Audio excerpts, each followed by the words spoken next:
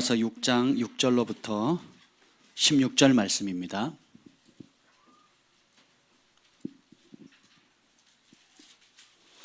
구약 1296페이지입니다. 미가서 6장 6절로부터 16절 말씀입니다. 다 찾으셨습니까? 우리 한 절씩 교독하겠습니다. 내가 무엇을 가지고 여호와 앞에 나아가며 높으신 하나님께 경배할까? 내가 번제물로 1년 된 송아지를 가지고 그 앞에 나아갈까? 여호와께서 천천의 순양이나 만만의 강물 같은 기름을 기뻐하실까? 내 허물을 위하여 내 맏아들을 내 영혼의 죄로 말미암아 내 몸의 열매를 드릴까? 사람아, 주께서 선한 것이 무엇임을 너에게 보이셨나니 여호와께서 너에게 구하시는 것은 오직 정의를 행하며 인자를 사랑하며 겸손하게 내 하나님과 함께 행하는 것이 아니냐. 여호와께서 지혜는 주의 이름을 경외함이니라. 너희는 내가 예비되었나니 그것을 정하신 이가 누구인지 들을지니라. 악인의 집에 아직도 불의한 재물이 있느냐? 축소시킨 가증한 에바가 있느냐? 내가 만일 부정한 저물을 줬거나 주머니에 거짓 저울추를 두었으면 깨끗하겠느냐? 그 부자들은 강포가 가득하였고 그 주민들은 거짓을 말하니 그 혀가 입에서 거짓되도다. 그러므로 나도 너를 쳐서 병들게 하였으며 내 죄로 말미암아 너를 황폐하게 하였나니 내가 먹어도 배부르지 못하고 항상 속이 빌 것이며 내가 감추어도 보존되지 못하겠고 보존된 것은 내가 칼에 붙일 것이며 내가 씨를 뿌려도 추수하지 못할 것이며 감람 열매를 밟아도 기름을 내 몸에 바르지 못할 것이며 포도를 밟아도 술을 마시지 못하리라.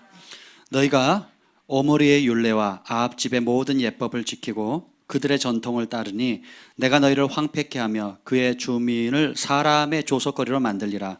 너희가 내 백성의 수욕을 담당하리라. 아멘. 기도하겠습니다. 하나님 감사합니다. 오늘도 생명의 말씀을 주셔서 감사합니다. 베드로의 고백처럼 생명의 말씀이 여기 있사온데 내가 어디로 가리까 하였던 그 은혜를 우리에게 부어 주시옵소서. 여호와의 영이 나를 통해 말씀하시며 그 말씀이 내 혀에 있도다 하는 그 은혜가 강력히 이 밤에도 풀어지게 하여 주시고 모든 영적인 치열한 싸움과 또 동시에 감사한 제목을 가지고 나온 주의 백성들 위해 또 열방에 함께 실황으로 예배드리는 주의 백성들 위해 하나님의 영을 충만하게 부어 주시옵소서. 지혜는 주의 이름을 경외함이니라 말씀하신 것처럼 세상의 지혜를 거부합니다. 나의 생각을 거부합니다. 주의 이름을 경외하는 것이 지혜임을 배웠사오니 하나님 오늘 이 밤에 주님의 이름을 경외하는 법을 가르쳐 주시옵소서. 예수님의 이름으로 기도합니다. 아멘. 할렐루야. 해피 추석입니다. 아멘. 별로 안 해피해 보이는데 핍박을 많이 받으셨나 봐요. 네. 오늘은 우리 미가서 6장의 말씀은 굉장히 유명한 말씀입니다. 많은 사람들이 외우고 또 기뻐하는 말씀인데 우리가 성경을 읽을 때 자꾸 내가 필요한 걸 찾으려고 해요. 내가 지금 직면하고 있는 문제, 자식 문제, 재정 문제, 또 비전이나 혹은 뭐 심지어 좋은 것이라 할지라도 내 발등에 불 떨어진 거 아니면 내가 지금 기도 제목 삼는 여러 가지가 있잖아요. 그것에 대한 해답을 찾으려고 성경을 읽습니다. 예. 그럼 뭐만 보일까요? 내가 원하는 것만 보여요. 그러면 하나님이 주시고자 하는 게 보일까요? 안 보일까요?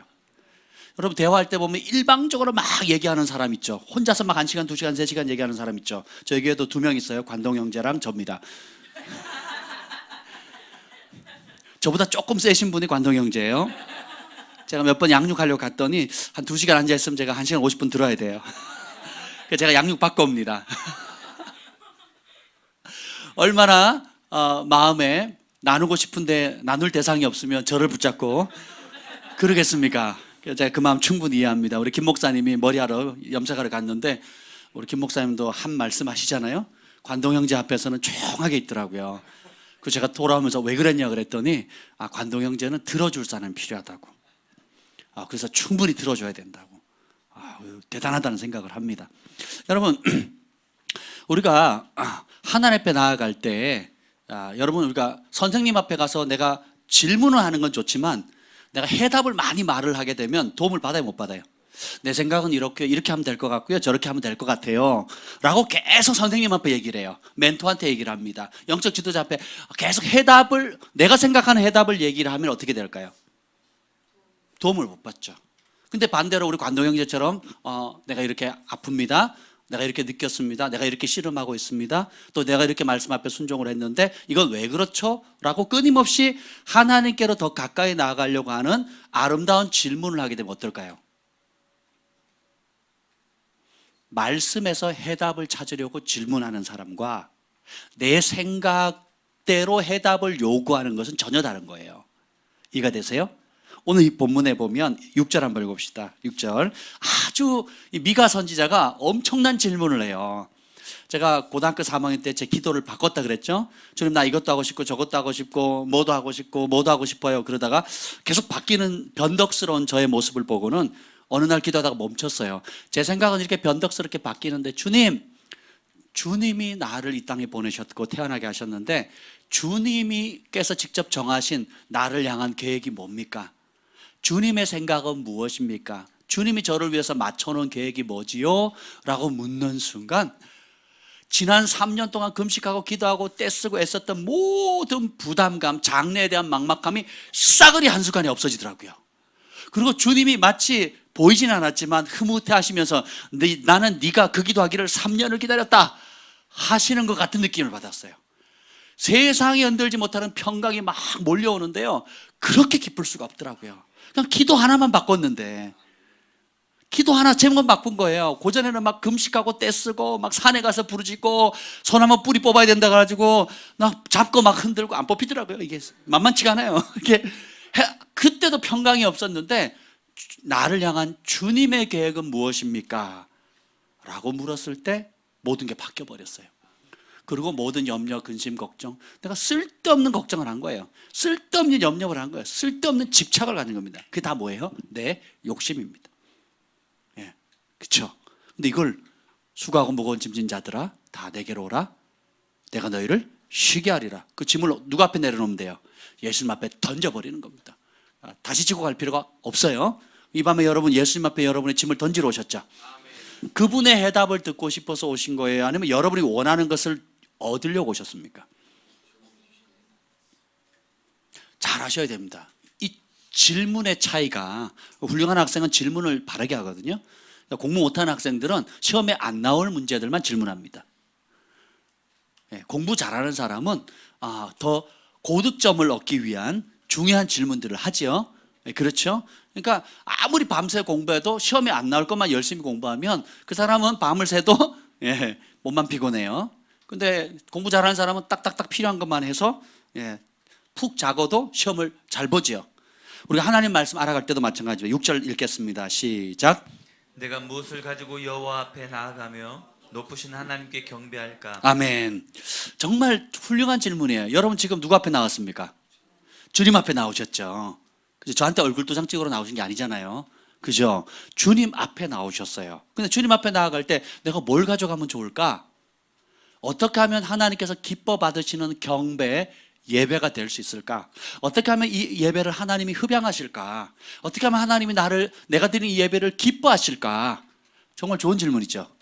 예, 정말 탁월한 질문이에요. 그래서 생각을 한 게 여러 가지 아이디어가 있어요. 6절 중반부터 읽어보겠습니다. 내가 시작. 내가 번제물로 일련된 송아지를 가지고 그 앞에 나아갈까? 아멘. 보면 번제물로 일련된 송아지를 가지고 간다. 송아지 한 마리 얼마라고요? 300에서 500만 원 합니다. 한우. 자, 오늘 나오실 때 헌금 300만 원 가지고 오신 분, 500만 원 가지고 오신 분. 제가 너무 좀 심한 얘기를 했나요? 예, 저도 안 가지고 갔습니다. 그렇게 한번 생각해 보세요.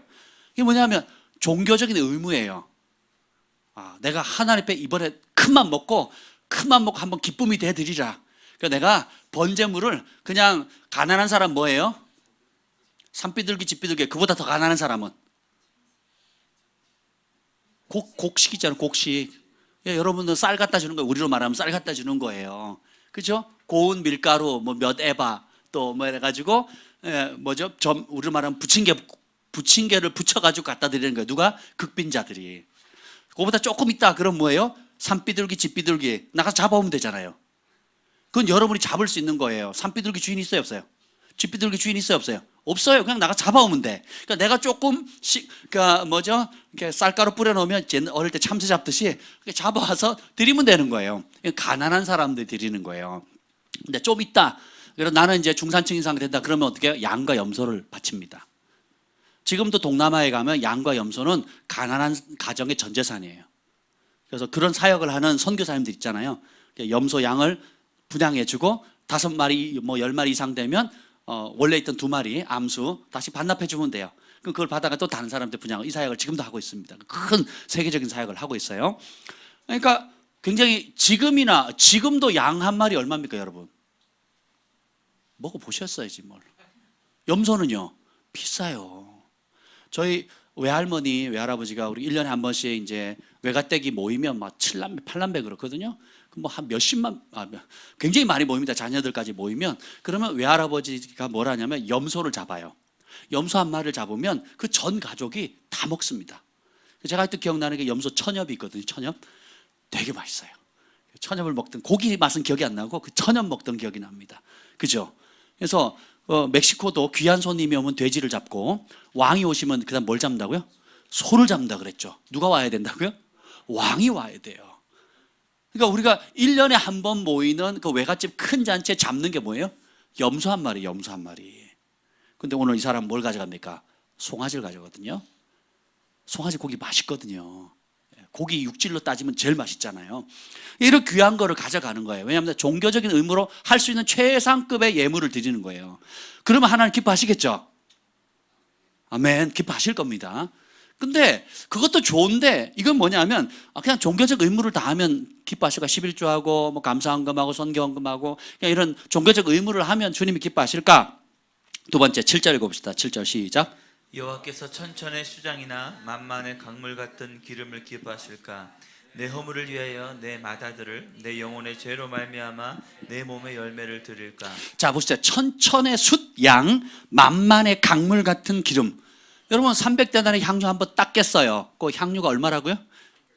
1년치 연봉이에요. 연봉. 한번 계산해 보세요. 1년치 얼마 버시는지. 1년치 연봉에 그걸 깼어요.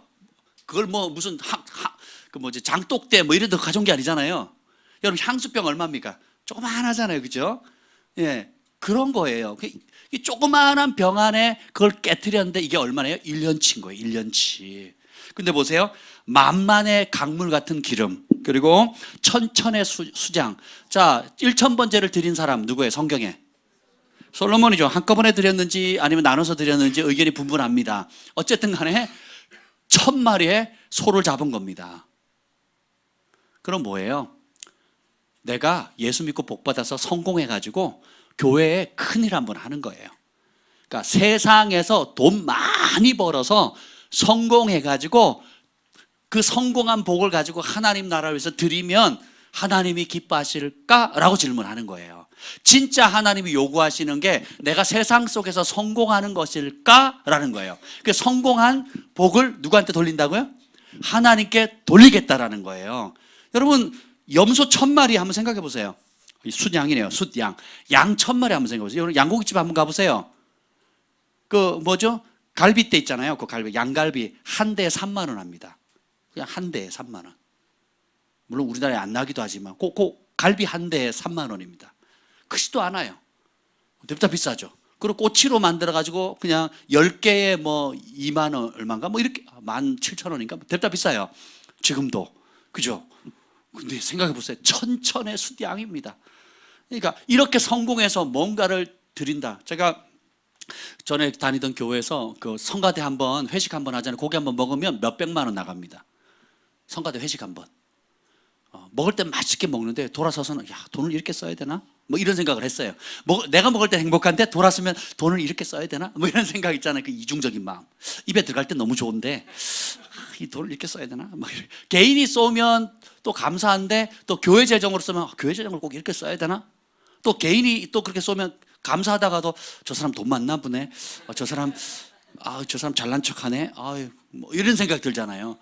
그죠? 그걸 우린 정말 이상해. 빼딱해. 그죠? 그냥 감사함으로 받으면 되잖아. 근데 그게 안 그러고 꼭 시기 질투하거든요. 잘났네 막 그러고 뭐 이렇게 생각을 하는데 그럼 속으로는 부러워하는 거예요. 그렇죠? 속으로 부러워하는 겁니다. 근데 우리가 사람이 부러워하는 것, 사람이 저렇게 하면 사람의 칭찬과 인정이 있는 그것으로 하나님께 나아가면 하나님이 기뻐하실 거라고 착각을 하는 거예요. 근데 이 미가 선지자는 그걸 직시하는 겁니다. 왜냐하면 똑같이 예배를 드리는데 어떤 사람은 이렇게 전병 구워가지고 오는데 부침개 부어와서 하나님께 드리는데 어떤 사람은 어떻게 해요? 집비둘기 산비둘기, 어떤 사람은 양을 갖다 주고 어떤 사람은 송아지를 갖다 주는데 어떤 사람은 양을 1000마리예요. 또 기름을 강물처럼 갖다 주는 거예요. 한번 생각해 보세요. 지금도 어노인팅 오일 요만한 게 몇만 원입니다. 요만한 거, 조그만한 게 몇만 원 하거든요. 한번 생각해 보세요. 그렇게 성공해서 이렇게 순풍순풍 뭔가를 쓰면 주님께서 기뻐하실 거다. 우리 이렇게 배웠어요. 안 그런 척 하지 마세요. 전 그렇게 배웠습니다. 선교지에 헌금 많이 하고 뭐 우물도 파고 또 돈 많이 보내고 건물 짓고 이러면 하나님 기뻐하실 거다. 그게 하나님 기뻐하신다 라고 배웠어요.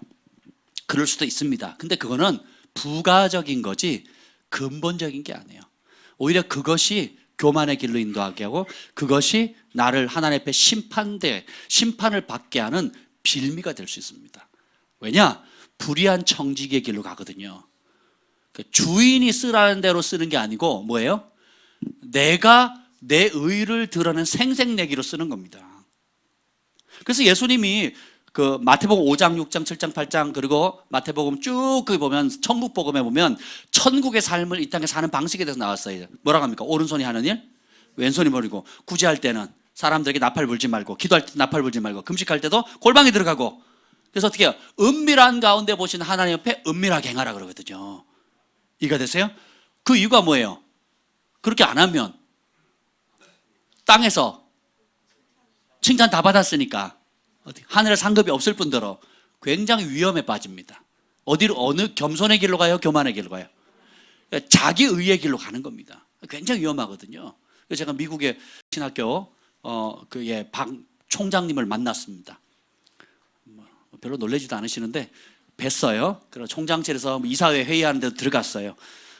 그 한국에 있는 그 학교로 후원하는 어떤 기업하시는 분이 계셨습니다. 장로님이신지 집사님인지 모르겠는데 저희 교육자 왔다고 식사 대접하시고 갑자기 회의 중에 들어가가지고 소개시켜주고 선물도 받았어요. 볼펜도 받아왔습니다. 제가 한 뭉치 가져왔거든요. 남는 거 다 가져왔습니다. 근데 그분의 개인 집무실을 이제 사업장에 갔더니 대통령에게 상 받은 것부터 시작해서 모든 트로피가 다 있어요. 그러니까 백악관에서 상을 받았으니까 그 나머지 상들은 얼마나 많이 받았겠어요. 그러니까 둘 곳이 없을 정도로, 그러니까 집무실이 거의 전시장 수준이에요. 거짓말이 아니라 집무실이 일을 집무하는 데가 아니고 거의 트로피 전시장이에요. 그걸 보면서 참 안타깝다. 누가 좀 저분을 깨우쳐주면 좋을 텐데 이런 생각이 들더라고요. 선한 일을 하고 이 땅에서 상을 다 받아버리는 겁니다. 그리고 어떻게 해요? 그것이 맞들리잖아요. 그러면 사람의 칭찬과 영광을 하나님의 칭찬과 영광보다 더 사랑하는 길로 빠져버려요. 굉장히 위험합니다. 그래서 주님은 뭐라고 해요? 불의한 청지기라고 얘기할 수밖에 없는 거예요. 내가 이렇게 선한 일 저렇게 선한 일 그리고 주님의 나라를 위해서 하지 않았습니까? 라고 얘기를 할 건데 주님 뭐라고 해요? 내가 언제 시켰냐 그래요. 네가 내 뜻 나한테 물어보고 했냐 아니면 네 마음대로 했냐 이러시거든요. 그러면 뭐라고 얘기를 해야 돼요? 주님 앞에는 거짓말 못한다 그랬잖아요. 그 양심이 얘기를 하는 거거든요. 주님께 묻지 않았어요. 내가 이거 하면 칭찬받고 저거 하면 상 받고 이거 하면 지역사회에 알려지고 이 정도 헌신하면 백악관에도 들어가고 청와대도 들어가는데 하잖아요. 그 로또 당첨된 사람은 다 백악관이나 저기 청와대 들어가잖아요. 모르셨어요? 왜? 기부하거든요. 기부. 로또 당첨금이 크니까 거액을 기부해요. 그러면 백악관이나 청와대에서 초청을 합니다. 기부해줘서 고맙다고. 특히 미국 사회는 그런 거 잘하더라고요. 캐나다나. 그리고 자주 하더라고요. 뉴스 안 보세요? TV 없으시죠, 여러분들? 네, 그렇습니다. 근데 그게 결국은 뭐예요? 내가 하나님의 선한 청지기가 아니고 하나님께서 주신 분복을 누구 마음대로 써요? 내 마음대로, 내 의대로, 내 뜻 따라 쓰는 불의한 청지기의 길로 가는데 그것도 인식을 못해요. 왜요? 교회에서 칭찬해 주거든요. 목사님 칭찬해 주거든. 주변에 혜택을 밥 한 끼 소고기 한번 얻어 먹었잖아요. 총장실에 들어갔잖아요. 예. 그리고 볼펜 선물도 받고 총장님 악수도 하고 사진도 찍고 이사들 보드 멤버들이랑 다 사진도 찍고 할렐루야. 갑자기 내가 뭐 굉장히 총장님을 만나는 고든 코넨 신학교의 유명한 교수님들과 친구가 된 듯한 착각을 빠지게 하잖아요. 그렇죠? 이게 뭐냐 하면 명예심이거든요. 사람의 교만을 부추기고 그리고 하나님의 영광보다 사람의 영광과 칭찬을 더 추구하는 길로 사단이 계속 부추기는 겁니다. 이게 육의 본능이에요. 그래서 그리스도 예수의 사람은 그 정과 욕심을 십자가에 못 박았다 그랬잖아요. 우리의 육은 칭찬받고 인정받고 싶고 그런 사람들 곁에 있으면 내 존재 가치가 올라가는 것처럼 착각을 해요. 근데 하나님 말씀은 인자가 온 것은 뭐하러 오셨다고? 섬기러 오셨다 그랬거든요. 천국에서 어떤 자가 크대요? 자신을 낮춰서 섬기는 자예요. 아멘. 예수님의 존재 자체를 보면 온 우주의 모든 권세를 가지신 분이 가장 낮은 말구에 오셔서 우리를 섬기시고 제자들의 발을 씻겨주셨어요. 그리고 사랑하시되 어디까지? 죽기까지 사랑하시고 실제로 처참하게 십자가에 달려 죽으셨어요. 왜? 우리의 죄를 용서하시고 구원하기 위해서. 그래서 우리 그리스도인은 그분의 발자취를 따라가는 제자들이에요. 아멘. 이제 그분의 발자취를 그대로 따라가는 겁니다. 그래서 우리가 성숙해 갈수록 나는 없는 거예요. 성숙해 갈수록 내 이름은 죽는 겁니다. 내 안에 누구만 드러나는 거예요? 예수님만 드러나는 겁니다. 오늘 여기 보면 성공에 속지 말아야 돼요. 성공하면 하나님 기뻐할 거다라고 착각하시면 안 돼요. 제가 지난주인가요? 말씀드렸죠. 우리의 가치, 우리는 어떤 사람이라고, 우리의 참된 정체성은 뭐라고요? 하나님이 함께하는 사람. 따라해서 나는 하나님이 함께하는 사람입니다. 이게 최고의 정체성이에요. 하나님을 사랑하는 부르심.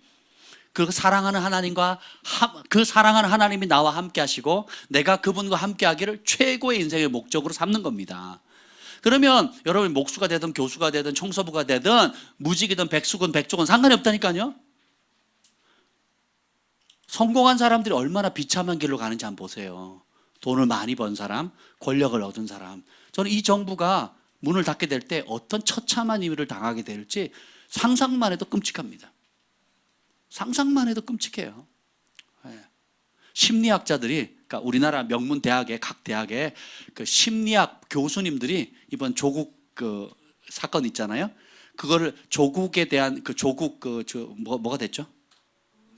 법무부 장관이 됐죠. 법무부 장관이 되셨는데 각 대학의 저명한 교수들이 심리학적으로 그분의 상태를 이게 논평한 게 신문에 났더라고요. 제가 읽어봤더니 다 자아 도취래. 나는 남보다 낫다. 그리고 내로남불. 뭐 이렇게 교수님들이 그렇게 썼더라고요. 전부 다 공통적으로. 그러니까 제정신이 아닌 거예요. 제정신이. 이게 자기의로 꽉 차 있는 거거든요. 자기의로. 그리고 나는 할 수 있다. 나는 저 사람보다 낫다. 라는 자기의가 꽉 차 있는 거예요. 그럼 어떻게 뒤에 자기가 범한 온갖 더러운 것들을 법이라는 테두리 아래에서 어떻게 해요? 나는 대한민국 법에 의해서는 조촉받을 일 하지 않았다라는 거예요. 그러니 그런 사람이 그 법을 이제 뒤흔들면 심각한 겁니다. 좀 깨어 기도해야 됩니다. 여러분 법이라는 게 얼마나 무섭냐면 국민의 99.999%가 반대해도 그 어떤 사람이 법을 딱 정해놓으면 그 반대하는 99.999%가 그 법에 다 복종해야 되는 거예요. 그러니까 이 지금 현 정부가 목숨을 정권을 걸고 그 사람을 잡잖아요. 왜? 법을 변개시키거든요. 무서운 겁니다. 물론 국회에서 법을 제정하지만 국회에서 큰 법 제정하죠. 실제 그 집행은 어디세요? 법무부 장관이 검찰 다 하고 경찰 다 잡잖아요. 심각한 겁니다. 그리고 자체적으로 낼 수 있는 조례나 뭐 이런 것들 실행시키면요 끔찍합니다. 그분이 지금 동성애 지지하고요. 그리고 무슨 인권조례안 지지하고요. 그리고 하나님을 대적하는 법을 다 지지합니다. 다 지지해요. 다 지지. 이걸 모르는 거예요 사람들이. 그냥 단순히 분파로 이해할 게 아닙니다. 이제 나중에 좀 다르도록 하고요. 그래서 근데 세 번째는 이게 보면 내 허물을 위하여 내 마다들 내 영혼의 죄를 말미암아 내 몸의 열매를 드릴까. 이건 뭐냐면 자기의예요, 자기의. 자, 죄의 문제에 대해서 자기가 지은 죄를 아는 분, 아멘. 아멘. 그 죄값을 내가 다 감당할 수 있는 분만 아멘. 없죠? 그렇게 죄를 많이 지었니? 성경을 많이 읽었구나. 예. 여러분, 마음으로 범죄해도 주님이 범죄했다고 얘기하시는 거거든요. 그러니까 자신이 지은 죄값을 생각하니까 뭐라고 표현합니까? 내 맏아들, 내가 한번 생각해 보세요. 이 맏아들을 드린다는 게 인신제사를 드린다는 거거든요. 인신제사를 이삭을 바치듯이 바치겠다는 거예요. 제가 큰 죄를 지었어요. 그러니까 어떻게 해요? 찔려. 그러니까 이 죄를 도저히 갚을 길이 없어. 그래서 떠올린 아이디어가 뭐예요? 우리 주한이 잡자예요. 주한이. 이삭처럼 주한이 잡자는 거예요. 목을 따고 배를 갈라서 그래서 산재로 태워드리면 그러면 내 죄가 씻을 수 있겠다. 그래서 했어요. 했는데 또 죄를 지었네. 그러니까 두 번째 누구예요? 그러니까 어떻게 해요? 내 몸에 열매를 드릴까? 보세요. 내 영혼의 죄로 말미암아. 어머, 어떻게 나 또 죄 지었네. 그러니까 어떻게 하면 경환이 잡자. 그래서 경환을 또 잡는 거예요. 이렇게 한들 되겠냐 말이에요. 그 나는 나름 최고의 희생을 한 거예요. 나는 내 나름대로 최고의 희생을 한 거라고요. 누구 기쁘게 시게 해드리려고? 하나님 앞에 내 죄에 대한 그 정죄감, 그 씻을 수 없는. 그러니까 사람들이 큰 상처를 받거나 피해를 입으면 막 손을 막 씻잖아요. 피 흘리거나 혹은 가해하거나 피해를 당하면 자기가 막 더럽다 그러자 막 손을 막 씻고 그러잖아요. 예, 그러거든요. 예, 믿어주세요, 제발. 예, 그래요. 그런다고 씻겨지냐고요. 그게 손에 있는 피는 씻겨질지 모르지만 이 마음의 영혼에 새겨진 이 죄책감과 수치와 정죄감은 지울 수가 없어요. 제가 아는 선지자가 있습니다. 쿠바 대통령이 초청을 해가지고 미국과 쿠바는 안 친하거든요. 앙숙이에요. 근데 몰래 전용기로 보내가지고 쿠바 대통령, 왕이죠. 쿠바 대통령을 만났습니다. 근데 그 선지자에게 하나님 주신 말씀이 뭔지 아세요? 회개하라! 이게 아니었어요. 그 왕이 어릴 때 자기 가족에게 범한 죄를 알려준 거예요. 근데 이 사람이 나이 들어 생각하기에 내가 어릴 때 철이 없어가지고 내 가족에게 너무 못할 끔찍한 짓을 한 거예요. 그러니까 그것이 늘 지워지지. 자기가 그 절대 권력을 가지고 있는 왕이 됐음에도 불구하고 이 뭐예요? 이 마음에 있는 그 양심의 가책 때문에 잠 못 이루고 악몽에 시달린다는 거예요. 근데 주님이 뭐라 그러냐면 네가 그렇게 어릴 때 범한 그 죄 아파하고 잠 못 이루고 후회하고 회개한 거 받으셨다. 그러니까 다시 그렇게 하지 마라. 그러니까 자유해라. 이 메시지를 전했더니 그 쿠바 왕이 우는 거예요. 직접 들었습니다. 제가. 한번 생각해 보세요, 여러분. 그러니까 이 죄의 문제는 뭐 한 나라의 최고의 통치자가 된다고 해결될 문제가 아니에요. 하나님이 우리에게 피로 더러워진 이 죄를 용서를 선포할 때 비로소 용서가 되는 거지. 그리고 내가 너희를 깨끗게 했다, 깊은 바다에 너희 죄를 던졌다, 동에서의 먼같이 흰 눈보다 더 깨끗하게 지웠다고 진리의 하나님께서 선포하실 때 씻겨져요. 엄마가 와서 아빠가 와서 친한 친구가 와서 괜찮아 한다고 씻겨지는 문제가 아니라고. 왜요? 우리의 양심은 하나님 말씀 앞에 반응하거든요. 예. 사람이 그렇게 한다고 되는 문제가 아니라니까요. 근데 봅시다. 그러면 주님께서 우리에게 요구하시는 게 무엇인가? 8절 한번 봅시다. 8절. 그래서 자기 의도 무너져야 돼요. 자기 생각. 내 방식으로 내 죄값을 치르겠다? 꿈 깨세요. 안 됩니다. 그러면 십자가가 의미가 없죠. 예수님 오실 필요도 없고. 그럼 하나님의 지혜도 무너지게 되는 겁니다. 그래서 우리가 그것을 겸손하게 인정할 때 내 의, 내 노력, 내 성공으로 하나님 앞에 나 온전한 예배를 드릴 수 없다. 그럼 하나님께서 원하는 게 뭐냐? 8절 읽어봅시다. 시작. 사람아, 주께서 선한 것이 무엇임을 내게 보이셨나니 여호와께서 내게 구하시는 것은 오직 정의를 행하며 인자를 사랑하며 겸손하게 내 하나님과 함께 행하는 것이 아니냐. 사람아, 여러분 사람인 사람만 아멘. 아멘. 주님께서 기쁘게 여기는 것, 선하게 여기는 것을 알려주셨대요. 그러면서 뭐라면 주님이 너에게 요구하는 게 이거다.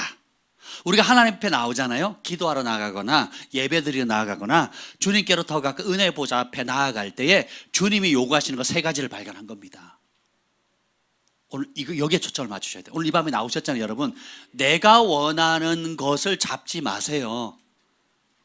예, 전에도 얘기했잖아요. 교회 와가지고 옛날 죄의 종살이, 애굽 생활, 세상에 잡혀서 있을 때 요구하던 그 욕심과 어떤 원하는 그것을 강화시키려고 무릎 꿇지 마시라고요. 몸은 교회에 와 있고 몸은 기적을 경험했고 몸은 이 하나님의 거룩한 성전에 와 있는데 마음은 세상과 죄와 내 탐심과 욕심에 이끌려 있으면 그 기도 하나님 안 받으신다니까요. 그래서 우리의 속사람이 말씀 앞에 복종을 해서 우리 속사람이 가난해져야 됩니다. 정결해져야 되는 거예요. 아멘. 그래서 내가 원하는 기도의 응답을 받을 생각을 빨리 멈추세요. 제가 왜 이런 얘기를 자주 하냐면 우리 앞선 선배들, 믿음의 보릿고개 세대의 목사님들과 영적 지도자들이 참 대가를 많이 지불하셨습니다. 먹을 것 없었을 때 반지 팔고 목걸이 팔고 금부치 팔고 또 집 팔고 논 팔고 해가지고 지금 그 한국 강산 어딜 가도 교회가 있잖아요. 강화도에 가면 뭐 블럭마다 교회가 있습니다. 너무 감사하죠. 그래서 선교사님들 많이 파송하고 귀했는데 그분들의 믿음 뭐냐? 떼쓰면 하나님 응답해 주신다는 거예요. 그리고 뭐든지 희생하고 돌파하면 주님께서 이루어 주신다는 믿음이 강합니다. 그런 부분도 있어요. 근데 그것이 때로는 뭐냐면 그리스도 안에서 그렇게 구해야 되는데 그리스도 밖에서 그걸 구해요. 그러니까 말씀 안에서, 진리 안에서, 거룩함 안에서 그걸 구해야 주님이 들어주시는데 그 말씀에 벗어나가지고 이전에 내가 떼쓰고 애쓰고 금식하고 심지어 40일 하면 주님 응답해 주셨다라는 그것이 패턴이 돼버린 거예요. 그래서 어떤 부흥사님이나 어떤 능력 있는 목사님이 한때는 귀하게 쓰임받았는데 지금 기도하는 제목을 보면 저희 눈에 뭘로 보이는 줄 아세요? 욕심을 따라 구하는 거예요. 그리스도 밖에서 구하는 거예요. 귀한 종들인데도 불구하고. 이게 참 너무 안타깝지요. 왜 그렇게 됐느냐? 하나님이 어떤 분인지를 모르는 거예요. 설교를 잘하는 것과 하나님이 어떤 분인지를 내가 실제로 경험하는 건 또 달라요. 이해가 되시죠? 실제로 경험하면 그렇게 못해요. 하나님의 두 가지 큰 속성은 공의와 사랑이시잖아요. 그렇죠? 거룩과 인자심이거든요. 이 두 가지 어느 한쪽도 기울어져 버리면 그때부터 그리스도 바깥으로 삐져나가는 거예요. 좌로나 우로나 치우치게 되는 거예요. 정로를 가야 되는데. 근데 오늘 하나님께서 하나님 앞에 나아오는 자들, 하나님을 깊이 만나기를 원하는 사람, 주님의 영광을 보기를 원하는 사람, 주님 앞에 예배자로 서기를 원하는 사람, 주님을 만나기를 원하는 사람에게 요구하는 세 가지. 그 첫 번째가 이겁니다. 첫 번째가 뭐예요? 정의를 행하라 하는 거예요. 정의는 뭐 하는 거예요? 행동하는 거예요. 그럼 정의가 뭐냐? 사람마다 참 헷갈려 합니다. 7장 2절 4절 읽어봅시다. 7장 2절 2절 4절 시작. 경건한 자가 세상에서 끊어졌고 정직한 자가 사람들 가운데 높도다. 무리가 다 피를 흘리려고 매복하며 각기 그물로 형제를 잡으려 하고 그들의 가장 선한 자라도 가시 같고 가장 정직한 자라도 찔레 울타리보다 더하도다. 그들의 파수꾼들의 날 곧 그들 가운데 형벌의 날이 임하였으니 이제는 그들이 요란하리로다. 아멘. 3절 읽으셨나요? 3절 보면 두 손으로 악을 부지런히 행하는도다.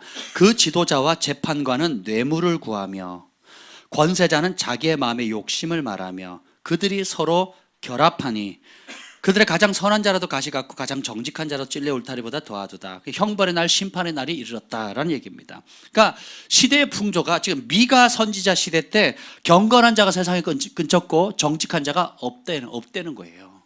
아브라함 시대도 소돔에 의인 10사람이 없었다 그랬죠. 그죠? 그리고 선지자들 가운데 이 성에 그 말씀으로 말미암아 회개하고 통회하며 주님의 얼굴을 구하는 자 한 사람만 있어도 좋겠다. 근데 주님께서 찾았지만 찾을 수 있었다 없었다? 없었다. 그래서 심판을 하신다는 거거든요. 지금 그 시대나 이 시대는 똑같아요. 근데 이들의 공통점은 뭐냐면 3절에 보면 뇌물 그리고 자기 마음의 욕심이라는 거예요. 이게 뇌물이라는 게 뭐냐면 내가 목표한 걸 얻기를 위해서는 수단과 방법을 가리지 않겠다는 거예요. 이 뇌물이 굉장히 많습니다. 대학을 가기 위해서는 수단과 방법을 가리지 않겠다는 거예요. 취직하기 위해서는 내가 수단과 방법을 가리지 않겠다는 겁니다. 예. 지금 그 조국 그 아내 되시는 분이 그 딸내미 훌륭하게 교육시키려고 한 게 이거죠. 뇌물이거든요. 여러 가지 표창장에 막 온갖 것들을 다 만들었잖아요. 합법적인 테두리 안에서. 예, 그분의 입장에서 볼 때 그렇다는 거죠. 근데 그게 합법은 아니죠. 그렇죠? 예. 그러니까 보면 내가 원하는 그 애굽에 있을 때 죄의 종살이 할 때, 죄의 종살이는 몸은 어렵고 마음은 상해도 뭐가 즐거웠어요? 내 마음대로 살 수 있었거든. 하나님의 법의 지배를 받아야 안 받아요? 하나님의 법의 통치를 받아야 안 받아요? 안 받아요. 그러니까 어떻게 해요? 내 육의 본성, 내 욕심, 내 마음의 욕심을 따라서 마음껏 할 수 있는 거예요. 이해가 되세요? 요런 세대. 이게 뭐예요? 정의롭지 않다라는 거예요. 다시 보면 똑같은 얘기가 어디냐면 3장 10절 한번 봅시다. 3장 10절 11절. 미가서 계속 볼 거예요. 3장 10절 11절 시작. 시온을 피로 예루살렘을 죄악으로 건축하는도다. 그들의 우두머리들은 뇌물을 위하여 재판하며 그들의 제사장은 삭슬 위하여 교훈하며 그들의 선지자는 돈을 위하여 점을 치면서도 여호와를 의뢰하여 이르기를 여호와께서 우리 중에 계시지 아니하냐 재앙이 우리에게 임하지 아니하리라 하는도다. 아멘. 자 보면 다 돈이 신입니다. 다 돈이. 그러니까 보면 그 하나님의 거룩한 도성을 피와 죄악으로 건축한다고 하면서 우두머리는 그 정치 지도자들을 말합니다. 그 재판, 판사, 그러니까 장로들, 그러니까 판결을 할 수 있는 사법권을 가지고 있는 뭐 경찰도 포함되겠죠. 일단 법을 집행하는 일에 모든 관련돼 있는 권위를 가지고 있는 말단 공무원부터 시작해가지고 공무원 내리까지 그런 사람들이 뭐 때문에 재판한다고요? 뇌물 따라. 필리핀에 지금 그 어려움 당하고 계신 이유가 그거죠. 그 재판에 서로 걸리면 그러니까 재산을 다 말아 먹어도 그러니까 법적으로 그 서류상의 재산이 없을 때까지 소송을 끌어간대요. 그러니까 액수하고 상관없이 그 사람 재산이 몇 천만 원이든 몇십억이든 몇백억이든 상관없대요. 그게 이제 다 소진될 때까지 법정에서 그 재판을 끌어간다는 거예요. 그 이유가 뭐냐? 판사도 피고 원고 상관없이 뇌물을 양쪽에서 받고요. 검사도 양쪽으로 뇌물을 받고요. 변호사도 양쪽으로 뇌물을 받고요. 그리고 관계된 법적 관계에 있는 사람들도 양쪽으로 뇌물을 다 받는 거예요. 그러니까 누가 이기는 거예요? 끝까지 뇌물을 줄 수 있는 사람이 이기는 거예요. 중국도 교통사고가 땅 터지면 서로 전화한대요. 그죠? 누가 내가 더 고위공직자를 알고 있는가에 따라서 판결이 가해자가 피해자가 피해자가 가해자가 되는 거예요. 이해가 되세요? 지금도 그래요. 예, 지금도 그렇습니다. 세계 곳곳에 가보세요. 요르단 선교사로 가신 제 친구가 그 얘기를 하더라고요. 교통사고 나면 100% 자기가 다 독박 뒤집어 쓴대요. 그냥 와서 들이받는데요. 그러면 자기만 경찰서에 가가지고 다 물어준대요. 3번인가 그랬대요. 외국인은 피할 방법이 없대. 그냥 100% 그 사람 잘못이라도 잡혀가는 거예요. 잡혀. 그러니까 지금 왜 그러냐? 이게 뇌물이에요. 뇌물. 보면 그 제사장들은 삭슬 위에 교훈한다는 거예요. 여러분 대형교회 목사님들 가운데 죄를 죄라고 말하는 담대하게 외치는 분들이 극히 드뭅니다. 동성애가 죄라고 교회에서는 개인적으로 가르치는데요. 공적으로 말하는 목사님 거의 없어요. 오히려 그런 사람은 극우 태극기 부대로 몰아붙여요. 네. 그러니까 어떻게 해요? 그러니까 유명하다고 하시는 목사님들 교회에 대부분 정치인들이 다니거든요. 법안을 만들잖아요. 국회의원들이 다닌단 말이에요. 그러면 그 부분 보면 여당도 있고 야당도 있고 뭐 군소정당들도 있잖아요. 그러니까 바른 소리 못 해요. 바른 소리. 왜 그러냐? 그 얘기하면 정치적인 어려움을 당하거나 교회에 만약에 세무감사 들어온다고 생각해 보세요.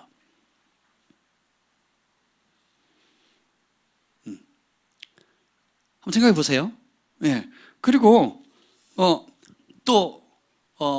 불이한 방법으로 재물을 쌓는 그런 경영인들, 사업가들 앞에 불이한 삭슬을 위해서 저울의 추를 속이지 말라고, 또 사꾼들이 수고한 것들, 하청업체들 피 빨아먹지 말라고 하는 메시지를 전해버리면 어떻게 될까요?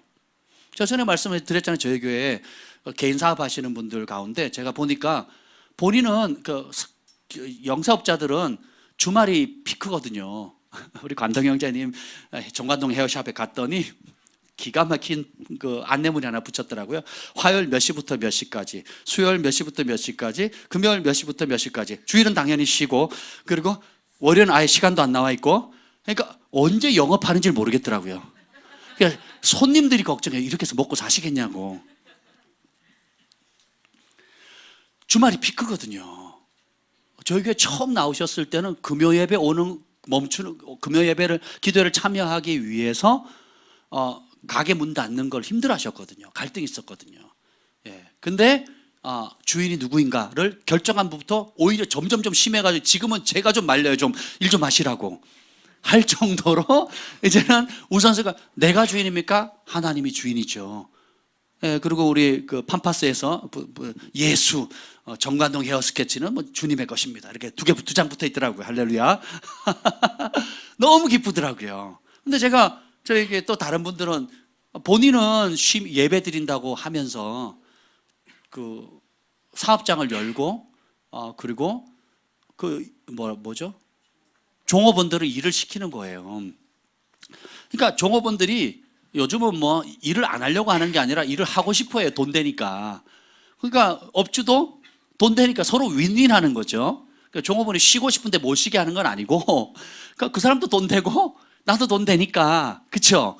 그래서 그냥 하는 거예요. 그래서 그렇게 하시면 안 됩니다. 그랬더니 두 가정이 나가더라고요. 다른 아무 이유 없이 그 핑계로 그냥 나가시더라고요. 그래서 내가 잘 됐다 그랬어요. 한번 생각해 보세요. 그러면 진짜 주인이 누구라는 거예요? 돈이거든요. 예. 근데 그 나간 두 가정이 11조를 안 하는 가정이에요. 근데 감동이 되면 큰 헌금을 합니다. 왜? 자기 이름이 드러나니까.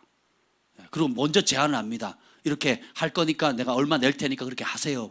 얘기를 그렇게 하면 어떻겠냐고 저한테 제안을 해요. 그럼 제가 속으로 웃죠. 기본부터 하시라고. 기본은 안 하시거든요. 그럼 뭐냐? 보이지 않는 하나님의 영광보다 보이는 사람의 영광을 더 기뻐하는 거예요. 그게 익숙해져 있거든요. 근데 놀라운 거는 다른 단체나 교회에 가면 박수를 쳐줘요. 잘한다고, 고맙다고 막 박수를 쳐주거든요. 기가 막힌 거예요. 그럼 저만 바보 된 거예요. 저만. 그죠? 읽어봅시다. 2장 6절. 저만 바본가 한번 봅시다. 2장 6절 한번 읽어봅시다. 시작. 그들이 말하기를 너희는 예언하지 말라. 이것은 예언할 것이 아니오늘 욕하는 말을 그치지 아니한다 하는도다. 이 말은 뭐냐면 미가야가 바른 소리 하니까 진리를 전하니까 뭐 예언하지 마라. 그 따위 예언은 욕이다 이렇게 얘기하는 거예요. 욕으로 받아들이는 거예요. 욕으로. 그러니까 하도 여기 보면 제사장은 삭슬을 위하여 선지자는 돈을 위하여 점을 치고 여호와를 의뢰하면서 이르기를 여호와께서 우리 중에 계시지 않냐? 재앙이 임하지 않는다는 거예요. 근데 참종은 어떻게 하느냐? 그리고 진짜 예언하니까 욕하지 마라. 너 그따위 예언하지 마라. 그따위 진리를 선포하지 마라. 무슨 재앙이냐? 무슨 회개냐? 이렇게 얘기를 합니다. 근데 조금 더 볼까요? 3장 5절 봅시다. 이 시대에 똑같아요. 지금 보면 3장 5절 읽어봅시다. 시작. 내 백성을 유혹하는 선지자들은 이에 물 것이 있으면 평강을 외치나 그 입에 못을 채워주지 아니한 자에게는 전쟁을 준비한도다. 아멘. 먹을 것 때문에, 먹고 사는 생계 때문에 바른 소리 못 한다는 거예요. 바른 소리 못 한다는 거예요. 아이고 저도 이 개척해가지고 교회 그 성도 몇이나 된다고 이 유혹이 얼마나 오는지 아세요? 아니 많으면 뭐 빠져나가든 뭐하든 뭐 혹은 또 대상이 이렇게 불특정 다수가 되니까 부담이 없잖아요. 손바닥만한데 몇 사람 다 보이는 데서 요 문제 얘기하면 이분이 걸리고 저 문제 얘기하면 요게 딱 걸리는데 그걸 대놓고 얘기한다는 게 쉬운 줄 아세요, 여러분? 네. 막 화내고 막 들이받고 막 이런 사람 한둘이 아닙니다. 저희 교회는 그래도 기도하니까 하나님이 영적 권위를 주셔서 이렇게 순조로운 편이에요. 일반 교회에서 이런 말을 못합니다. 하면 교회가 발칵 뛰지 반토막 납니다. 반토막. 그러니까 저도 목숨 걸고 하는 거예요, 사실은. 제가 늘 말씀드리잖아요. 욕심 따라갈 99명보다 진리 가운데 순종할 한 사람 있으면 난 그 한 사람 놓고 가르치겠다고. 예. 교회 문 닫아도 나 우리 집에서 할 거라고. 제가 그렇게 말씀드렸잖아요. 아멘. 그래서 저희는 넓은 집에 살아야 돼요. 어쩔 수 없어요. 교회 같이 넓은 집에 살아야 돼요. 왜냐하면 나가면 우리 집에서 해야 되니까. 아직 그렇게 안 넓은 이유는 여러분들 이 자리에 잘 버텨주기 때문에요. 예, 먹을 거 줘야 제가 진짜 영적 은사 사역을 하시는 분들이든 제자 훈련을 하시는 분들 똑같아요. 돈 따라요, 돈 따라. 성공한 부흥회는요, 재정이 많이 거친 부흥회고요. 실패한 부흥회는요, 돈이 안 거쳐. 사람 많은 숫자 상관없어요. 은혜 받고 안 받고 관계없다니까요. 제가요, 이게 없는 얘기가 아니라 다 듣고 경험한 얘기, 실제로. 그러니까 얼마나 제가 처참하겠어요. 차라리 노가다를 하시지 왜 교회 와가지고 저렇게. 너무 마음 아프거든요. 그러니까 영세한교회는 영세한교회대로 사람 눈치 보고요. 몇 사람 안 되니까. 대형교회는 대형교회대로요. 큰 사람 굵직고 사회에 영향력 있는 사람이 오니까 말을 못하는 거예요. 말을. 벙어리. 왜요? 입에 풀칠하려고. 자기 자리 안 쫓기려고. 특별히 당회가 있는 교회들은요, 당회원들을 당회 장로님 앞에 찍소리 못합니다. 고용된 월급쟁이에요. 고용된 월급쟁이. 몇몇 안 그런 교회가 있지만 대부분 그렇습니다. 대부분. 그러니까 월급쟁이에요. 당회원 마음에 안 들면 회의가 잘라내 버린다니까요. 그리고 자기 말 잘 듣는 사람 갖다 놔요. 참 이게 어쩌다가 그러면 뭐 안 됐네, 안타깝네 이러는 데인데 대세입니다. 대세. 지금 심각한 거예요. 지금. 네, 좁은 길, 여러분도 좁은 길 가셔야지만 영적 지도자들도 좁은 길 가야 되거든요. 진짜 좁은 길 가야 되는 거예요. 좁은 길. 심각한 겁니다. 내 백성을 유혹하는 선지자. 그러면서 뭐예요? 11절 다시 읽어봅시다. 11절 후반절에 11절 후반절에 보면 이르기를 시작. 점을 치면서 여호와를 의뢰하여 이르기를. 이 말하면 하나님의 이름으로, 예수님의 이름으로 말한다는 거예요. 뭐랍니까? 하나님은 우리 중에 함께 계시지 않느냐? 아멘. 이 말 싫어할 사람 누가 있겠습니까? 그리고 뭐라 그래요? 재앙이 너에게 임하지 않는데요.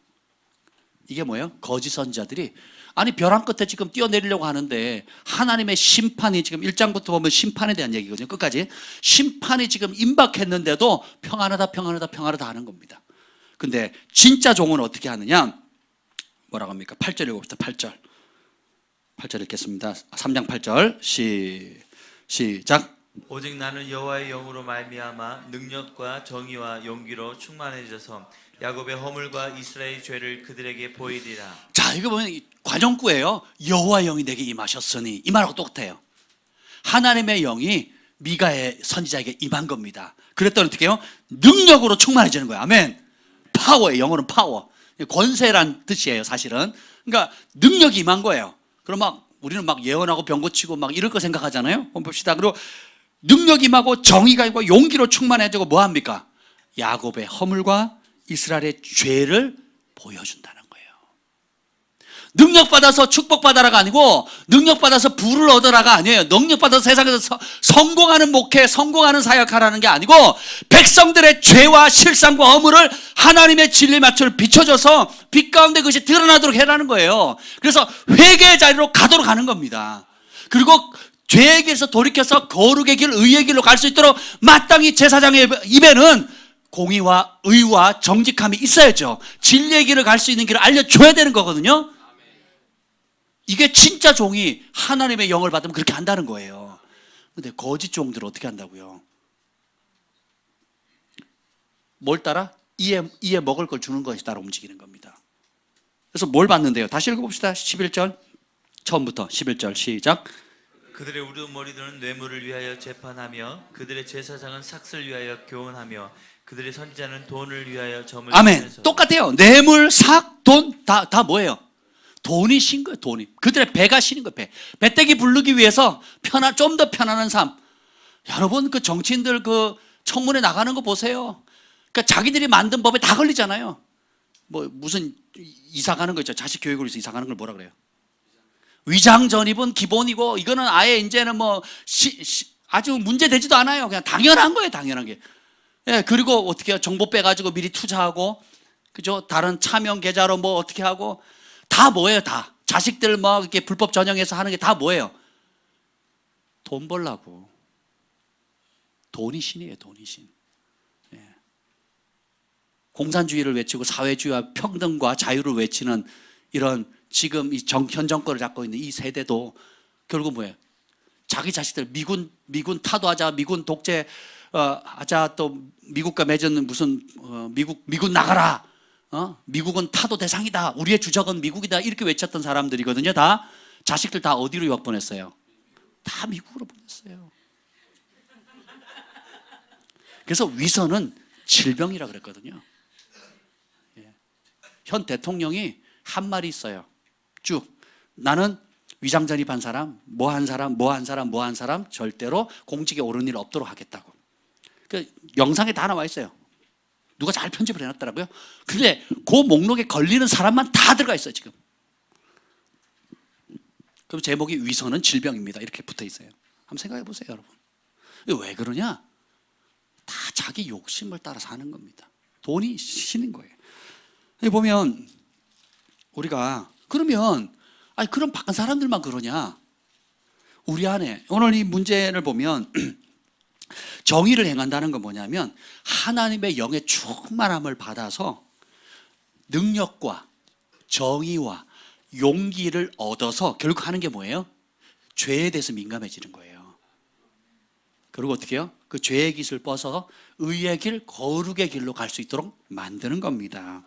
그것이 4장 5절에도 나와요. 4장 5절 한번 읽어봅시다. 4장 5절 시작. 만민이 각각 자기의 신의 이름을 의지하여 행하되 오직 우리는 우리 하나님 여호와의 이름을 의지하여 영원히 행하리로다. 삶의 기준이 바뀌어요. 정의라는 것은 내 의가 아닙니다. 내 감정, 내 기분이 아닙니다. 내가 가정에서 배운 전통이 아니에요. 학교에서 배운 교육이 아닙니다. 사회에서 배운 이념이나 무슨 주의가 아니에요.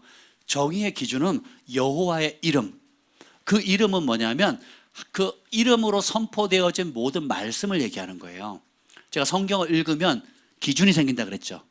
그죠? 옳고 그름, 그리고 의와 불의, 거룩과 더러운 것에 기준이 생기는 거거든요. 그러면 세상 사람들은 보기에 경건한 자가 끊어지고 뇌물 추구하고 사회 편법과 거짓과 사기가 충만한데 저울도 속이고 하여튼 세금도 속이고 뭐 다 속이고 어떻게든 내가 원하는 대로 쌓고 쌓으면 행복하다라고 배워요. 그러니까 경건한 자가 세상에 끊어지고 정직한 자가 없다 그랬죠. 그 와중에 다른 부류의 사람이 있다라는 겁니다. 만민이 각각 자기의 신의 이름을 의지해서 행했다는 거예요. 그 신의 이름이 뭡니까? 아세라, 바알, 그리고 기타 뭐 여러 신들의 이름이 있거든요. 다 뭡니까? 풍요의 신이거든요. 쾌락의 신이거든요. 명예와 권력의 신이에요. 그러니까 오늘 우리가 추구하는 모든 것들, 우리가 원하는 내 육의 본성이 원하는 모든 야망을 충족시켜주는 신들입니다. 그러니까 그 신들이 주고자 하는 축복을 따라 행하지만 우리는 어떻게 해요? 오직 우리는 우리 하나님 여호와의 이름을 의지하여 영원히 행하리라. 하나님이 말씀하신 그 기준 따라 말하고 생각하고 행동하겠다는 거예요. 목숨을 걸고. 아멘.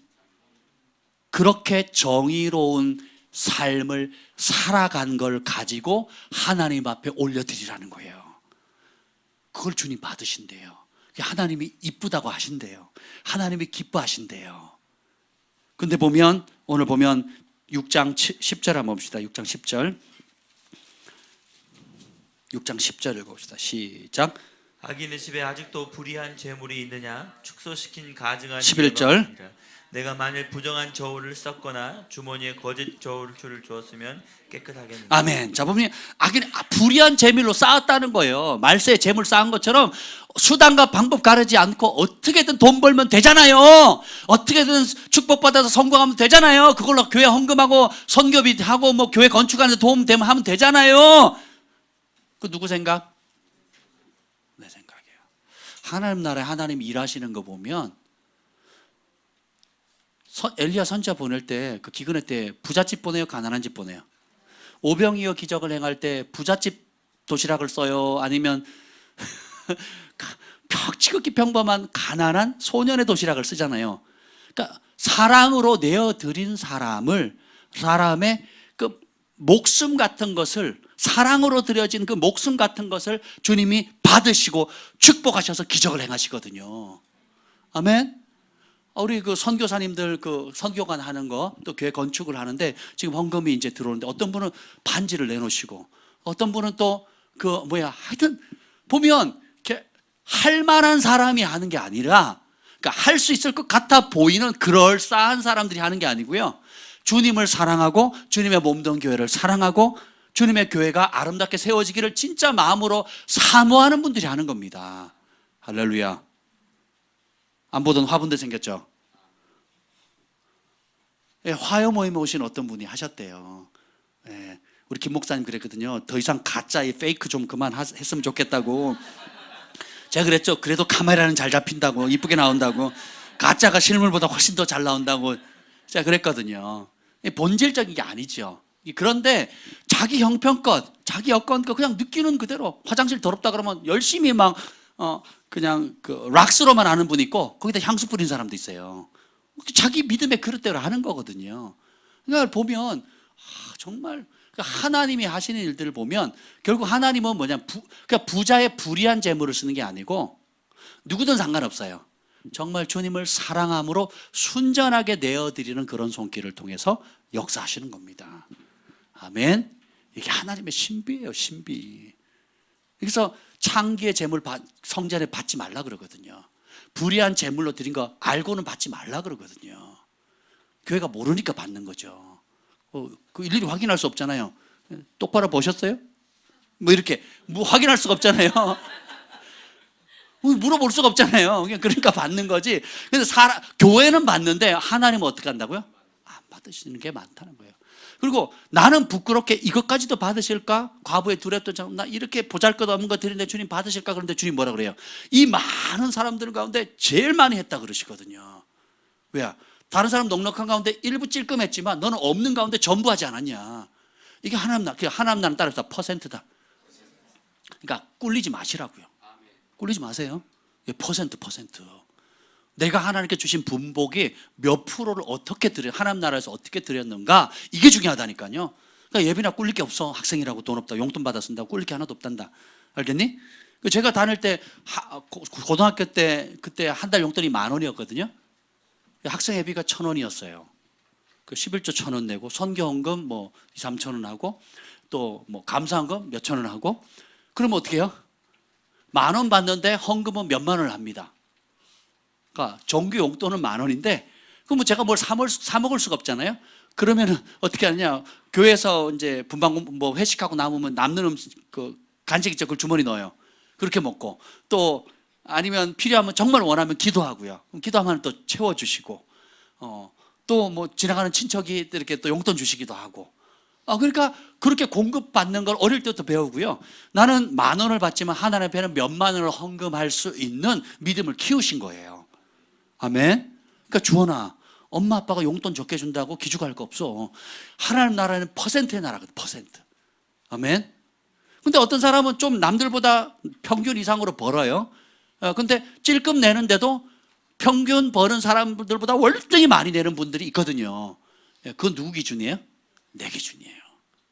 그래서 제가 늘 말씀드리잖아요. 많이 맡긴 자에게 많은 걸 요구하시고 적게 맡긴 자는 그 퍼센트대로 하시면 돼요. 그러니까 하나도 꿀릴 게 없어요. 아멘. 그래서 자기의 지금 있는 그대로, 내 손에 지금 있는 게 무엇인가를 그게 하나님의 공이에요. 하나님의 정의입니다. 아멘. 그래서 예언 은사 받은 사람, 우리가 다 예언할 수 있지만 더 많이 예언해야 되고, 중보 은사가 있는 분들, 중보에 부르심 있는 사람은 우리가 다 중보할 수 있지만 남들보다 더 많이 중보해야 되겠죠. 제가 저희 집에서 보면 저희 김 목사님은 거의 하루 종일 기도합니다. 우리 한나 사모님도 아마 그러실 거라고 생각이 드는데 하루 종일 기도해, 하루 종일. 누워서도 기도하고 설거지하면서 기도하고. 저는 그렇게 못하거든요. 저는 마음으로 또 기도하고 제 나름대로 기도를 하는데 저분이 하는 기도 스타일이 완전히 틀려요. 그럼 저는 뭐 하느냐? 책상에 앉아요. 책상에 앉아가지고 뭐 하겠어요? 말씀 봐요. 그리고 말씀보다 힘들면 어떻게 해요? 말씀을 읽어요. 그 녹음을 합니다. 그걸 또 들어요. 그리고 또 말씀과 관련된 책도 읽고 계속 말씀을 묵상해요. 저 기도도 주로 뭘 하냐? 말씀을 붙잡아요. 기도할 말씀을 붙잡아야 기도가 되지, 그냥 기도하라 그러면 5분도 못 하겠어. 그리고 방언하는 게 재미없어, 솔직히. 저는 방언하는 게 재미없어요. 물론 이제 산기도 가고 막 하나님의 영에 딱 잡히면 막 방언 톤이 바뀌면서 막 그 제트기를 탄 것처럼 막 할 때가 신나죠. 뭐 그럴 때도 있지만, 그러니까 보편적으로 얘기했을 때 재미없다고요. 못 알아듣겠는데. 저분은 통역도 하시고 알아도 들어. 심지어 남이 기도하는 소리도 알아듣거든요. 근데 난 동일한 잣대로 그 기준으로 맞춰서 기도할 수는 없어요. 그러면 주님이 또 제 부르심에 맞는 옷을 주셨고 거기에 맞춰서 또 말씀을 연구하고 기도. 그럼 저분이 저처럼 말씀 읽지는 못하거든요. 저처럼 말씀을 연구를 못해요. 그리고 그렇게 깊이 파고들지를 못합니다. 그리고 성경을 봐도 다르게 봅니다. 예, 그렇죠. 그렇죠. 그 재물 얻을 능력을 받은 사람도 똑같다라는 거예요. 예배자대로. 그러니까 보통 사람하고 다르게 생각하셔야 돼요. 그러니까 내 부르심이 뭔가를 생각하면 그 부르심에 걸맞도록 생각하고 말하고 행동하셔야 돼요. 아멘. 이 훈련을 자꾸 하셔야 돼요. 자꾸. 프로는 프로답게. 예. 아마추어는 아마추어답게. 내가 그 메인 부르심은 메인 부르심의 최고가 되겠다라는 생각을 가지셔야 돼요. 우리가 여러 다양한 하나님의 말씀 가운데 순종함을 열매 맺을 수 있지만 특별히 우리 각자에게 주신 메인 부르심이 있거든요. 그 메인 부르심에는 목숨을 걸어야 돼요. 난 최고의 중보자가 되겠다. 최고의 예배자가 되겠다. 최고의 사업가가 되겠다. 최고로 복음을 전하는 사람 되겠다. 귀신 들린 사람은 내 앞에 오면 그냥 다 싸그리 깨끗하게 내가 정리하겠다. 여러분 각자 내가 최고로 잘 진리의 말씀을 잘 그런 계시적인 교사가 돼야 되겠다. 뭐 여러 가지가 있겠죠. 나는 최고로 긍휼히 여기는 긍휼의 어머니가 되겠다. 그 분야에 여러분의 부르심을 내 최고의 전문자가 됐으면 좋겠습니다. 아멘. 어디까지 얘기하다 그랬죠? 그래서 보면 이렇게 잘못하게 되면 문제가 생겨요. 13, 14, 15절 읽어보겠습니다. 13, 14, 15절 시작.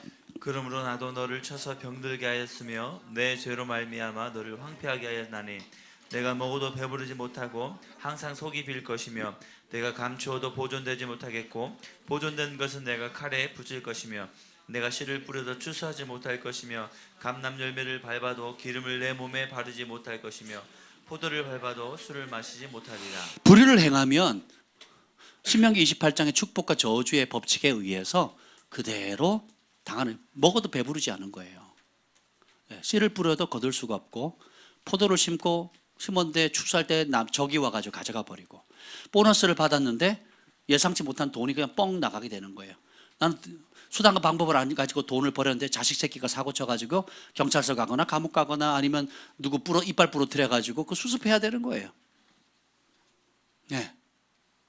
그리고 성공한 권사님 장로님들 가정의 자녀들 보면요, 제가 이런 말씀 드리면 좀 그렇지만 소위 교회에서 축복받았다 그리고 하나님의 축복을 받았다 그래서 사회적 위치나 어떤 성공한 반열에 있는 사람들이 저에게 상담을 갖고 옵니다. 그러면 90%가 자식 문제입니다. 부부 간의 문제 아니면 부모와 자식 간의 문제예요.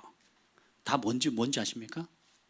내가 원하는 욕심을 이루는 데는 성공을 했어요. 수단과 방법을 가리지 않고. 그건 이뤘는데 그래서 그 위치에 딱 그게 행복을 줄 줄 알고 딱 올라가 보니까 부부 사이가 완전히 이혼 직전까지 가 있는 거예요. 그리고 자식은 부모 안 쳐다보는 거예요. 부모가 그렇게 가르쳤거든. 그 자리에 MIT라든지 명문대학이나 대기업에 취직하게끔 만들었는데 그 자리에 올라까지 1년, 10년, 20년, 30년까지 뭐예요? 진리의 공의에는 관심 없어요. 뭐예요? 내가 원하는 목적을 위해서라면 수단과 방법을 가리지 않고 그 길을 가는 길을 훈련시킨 거예요.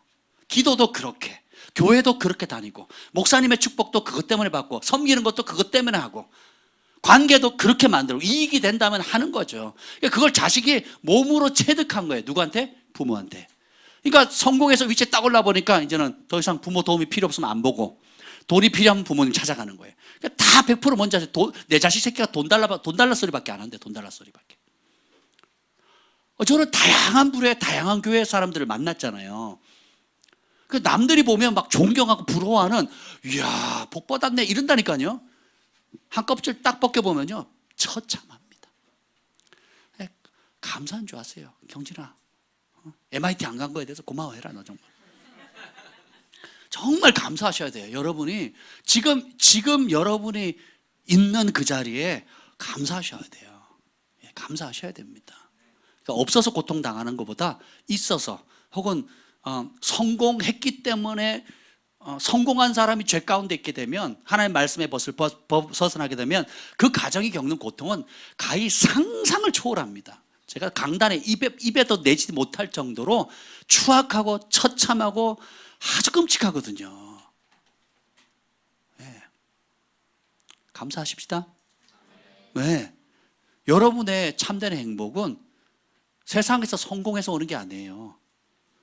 하나님이 나와 함께하는 것을 즐거워할 때 진짜 행복해집니다. 그러면 손 대는 일마다 하나님이 함께 하시니까 은총의 사람, 기적의 사람이 되는 거예요. 그래서 여러분은 아무 데나 떨거나도 하나님의 은총이 함께하고 하나님이 함께 하시니까 여러분이 어디를 뿌리를 내리든 하나님 뜻 안에 있으면 그것이 어떻게 싹을 트고 때가 되면 열매를 맺어서 많은 사람들에게 유익이 되는 사람이 되는 거예요. 그래서 여러분의 천국 복음을 전파할 뿐만 아니라 여러분의 삶 자체, 존재 자체가 천국 복음이 되는 거예요. 왜냐하면 여러분 안에 예수님 계시잖아요. 예수님 함께 하시잖아요. 그렇게 가르치는 거예요, 자녀들에게. 이삭이 야곱에게 그렇게 가르쳤고, 그리고 아브라함이 이삭에게, 이삭이 야곱에게, 야곱이 요셉에게 그렇게 가르쳤거든요. 그러니까 이삭은 우물을 파면 터지고, 야곱은 양만 가축 기르면 막 아주 건강한 애들이 나오고, 요셉은 손 대는 것마다 우양가축 땅 전토 뭐 다 복을 받잖아요. 아멘. 그 제 별명이 뭐라고요? 우리 김 목사님 지어줬는데, 낙하산. 은총의 낙하산을 달고 다닙니다. 어느 단체든 연합단체 가잖아요. 그럼 오른팔 왼팔이 돼요. 우리 정 목사님도 그러거든요. 어디다 집어넣었죠? 그러면 오른팔 왼팔이 되는 겁니다. 경배와 찬양에서 몇 년을 해도 한 자리 차지할까 말까 한 거거든요, 우리. 근데 몇 개월 만에 우리 경배와 찬양 그 대표 하세반 선교사님 그 운전병이 됐잖아요, 운전병. 네, 그리고 어린이 사역 대표 그 담당하는 사람이 되고 그렇습니다. 그리고 제가 또 어디 데려가잖아요. 그러면 제가 섬기는 단체에 데려가잖아요. 그럼 거기 대표되는 분이 너무 마음에 든다고 다음에 꼭 좀 불러달라고. 그리고 아주 중요한 일을 맡깁니다. 왜 그럴까요? 사람이 누구든지 고린도전서 8장 3절에 보면 누구든지 하나님을 사랑하면 하나님이 그 사람을 알아준다 그랬거든요. 마음을 다해 하나님을 사랑하죠. 그 사람이 직업이나 장소에 구애를 안 받아요. 감옥에 간 요셉도 감옥을 바꿔놔요. 광야에 그 먹을 것도 없고 도망자 생활을 하는데도 광야에 있는 사람들이 막 200명 떼거지로 옵니다. 세례 요한 보세요. 요단강가 그 광야에 있으니까 어떻게 해요? 지는 메뚜기와 석청을 먹고 가죽 옷을 입고 있는데 가만히 있는데 유튜브에 방송도 안 하는데 요단강가로 다 모여요. 그리고 내가 잘못했어요. 내가 이런 죄 지었어요 하고 그 앞에 회개합니다. 여러분 그런 사람이 되도록 우리는 부름 받았어요. 예, 학력 배경이 아니고 그건 부차적인 거예요. 여러분의 존재 자체 안에 누구와 함께하기를 기뻐하느냐에 따라 완전히 다른 존재가 되는 것입니다. 여기 보면 먹어도 배부르지 않고 항상 속이 빌 것이고 감춰도 보존되지 못한다. 보존된 것은 칼에 붙일 것이다. 여러분이 쌓아놔도요 몰래 감춰놓죠. 하나님 훅 부시면 순식간에 사라집니다. 예. 그 성경에 뭐냐? 악인이 쌓아놓은 재물은 누구를 위한 거라고요? 의인을 위한 거예요. 반대로 여러분이 하나님을 기쁘시게 하면 그 악인들이 쌓아놨던 집, 악인이 쌓아놨던 재산, 악인이 쌓아놨던 그 위치, 마치 하만이 준비했던 그 자리가 결국은 어떻게 해요? 이스라엘 백성들이 그 위치를 차지하게 되잖아요. 똑같습니다. 지금도 하나님은 그런 사람을 찾고 있는 거예요. 주님을 경외하는 자를 찾고 있는 겁니다. 이게 하나님의 공이에요. 16절에 보면 오므리의 율례와 아합 집의 모든 예법을 지키며 그들의 전통을 따른다. 각 시대마다 전통이 있어요. 그러니까 아합의 모든 전통이든지 오므리든지 간에 누구든 상관없습니다. 시대마다 하나님을 대적하는 전통과 문화와 사상들이 있어요. 그걸 따르지 않는 겁니다. 그게 여호와를 경외하는 거예요. 이게 그러니까 시대의 흐름을 타는 게 지혜라고 우리는 학교에서 배우거든요. 그 시사성 있는 문제도 많이 다르잖아요. 그래서 시대의 흐름을 맞춰가는 게 지혜라고 우리는 배우는데 직장 가면 직장에 흐르는 통용되는 법, 가정에 이제 친척들 모이면 뭐 제사하고 뭐 하잖아요. 또 사업장에도 고사 지내고요. 또 뭐 하여튼 뭐 여러 가지 것들이 있습니다. 친구들끼리 또래 문화 속에 여러 가지 것들이 있는데 진짜 지혜가 9절에 나옵니다. 진짜 지혜 9절. 하나님이 외치십니다. 뭐라고 외칠까요? 읽어봅시다. 시작. 여호와께서 성읍을 향하여 외쳐 부르시나니 지혜는 주의 이름을 경외함이니라. 너희는 매가 예비되었나니 그것을 정하신 이가 누구인지 들을지니라. 하나님이 그 도시를 향해서 외치는 거, 예루살렘 도시를 향해서 외칩니다. 그냥 좋게 야 이렇게 했으면 좋겠다가 아니라 이렇게 외칩니다. 뭐라고 하냐? 지혜는 주의 이름을 경외함이니라. 우리가 지식은 쌓고 경력은 쌓는데 지혜가 없어요. 지혜는 많은 정보를 아는 게 아닙니다. 명문대학을 나오는 게 아니라 하나님의 말씀을 알아서 그 말씀이 내 안에 풍성히 거하는 거예요. 우리가 일주일에 한번 성경 이렇게 하잖아요. 풍성히 계속 반복하면 익숙해지잖아요. 그게 풍성히 거하는데 어떤 문제가 땅 터졌을 때 다른 사람들은 그 직장이나 학교나 사회나 집안에서 흐르는 전통이나 시대적 흐름을 따라서 결정을 하는데 진짜 지혜는 뭐라고요? 그걸 거부하고 하나님 말씀에 비춰보자. 하나님 말씀이 이게 아니네? 그럼 어떻게 말씀의 길로 가야 돼요. 그 하나님 말씀에 하라 그러네? 그럼 하는 겁니다. 이게 지혜예요. 그럼 사람들이 미련하게 바보스럽게 그렇게 손해보고 살아? 근데 그 손해보는 게 기회의 문을 열어요. 우리 EV 기업 처음 했을 때 굉장히 어려웠을 때 어려운 가운데 자기도 어려운데 더 어려운 사람들에게 손해보면서 도와준 그것이 계기가 돼가지고 폭발적으로 사업의 문이 열렸다는 간증을 전에 하셨잖아요. 기억 안 나세요? 네. 하셨어요? 아멘. 그러니까 바보같이 당했거든요. 계약하고 계약 파기해가지고 손해봤는데 오히려 그 사람 위로해주고 기도해줬대요. 근데 이분이 그냥 그 회사 딴 데서 딴 회사로 넘어가가지고 뭐 어떤 위치를 잘 차지했는지 나중에 와가지고 정말 훌륭한 믿을 만한 사업가 있다고 그 회사에 소개를 해가지고 막 그 뭐라 그러죠, 주문 물량이 그냥 폭발적으로 늘어났다는 얘기를 들었습니다. 그래서 처음 시작할 때 관계문이 열렸거든요. 뭐 할 때? 손해볼 때. 이게 지혜예요. 왜 손해봤어요?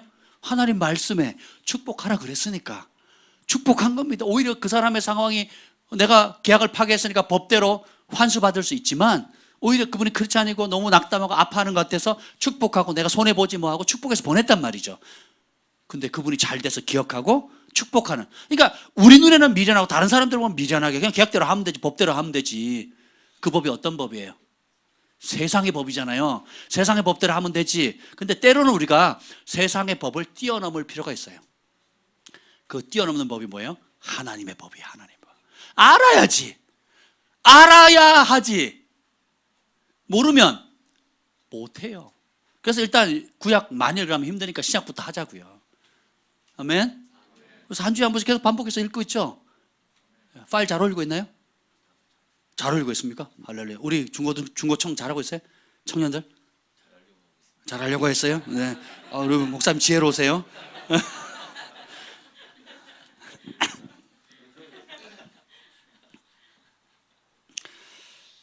내 욕심, 탐심, 우상을 따라하면 망하는 길입니다. 제가 이 탐 켈러가 쓴 아주 좋은 책을 제가 기독교 서점에 갔다가 우연히 발견한 건데, 팀 켈러네요. 팀 켈러가 쓴 내가 만든 신이라는 책이에요. 서문 읽다가 너무 은혜를 받았습니다. 제가. 그래서 막 또 색칠 공부를 했잖아요. 너무 좋아가지고. 그러면 색칠을 하려면 2번을 읽어야 되거든요. 한 번 읽고 또 다시 읽거든요. 중요한 부위를. 그러니까 너무 좋은데 이분이 우상의 정의에 대해서 굉장히 다양한 각도로 막 찔렀더라고요. 여러분들에게 한번 궁금하죠? 그러면 여러분 우상 섬기는 분만 아멘?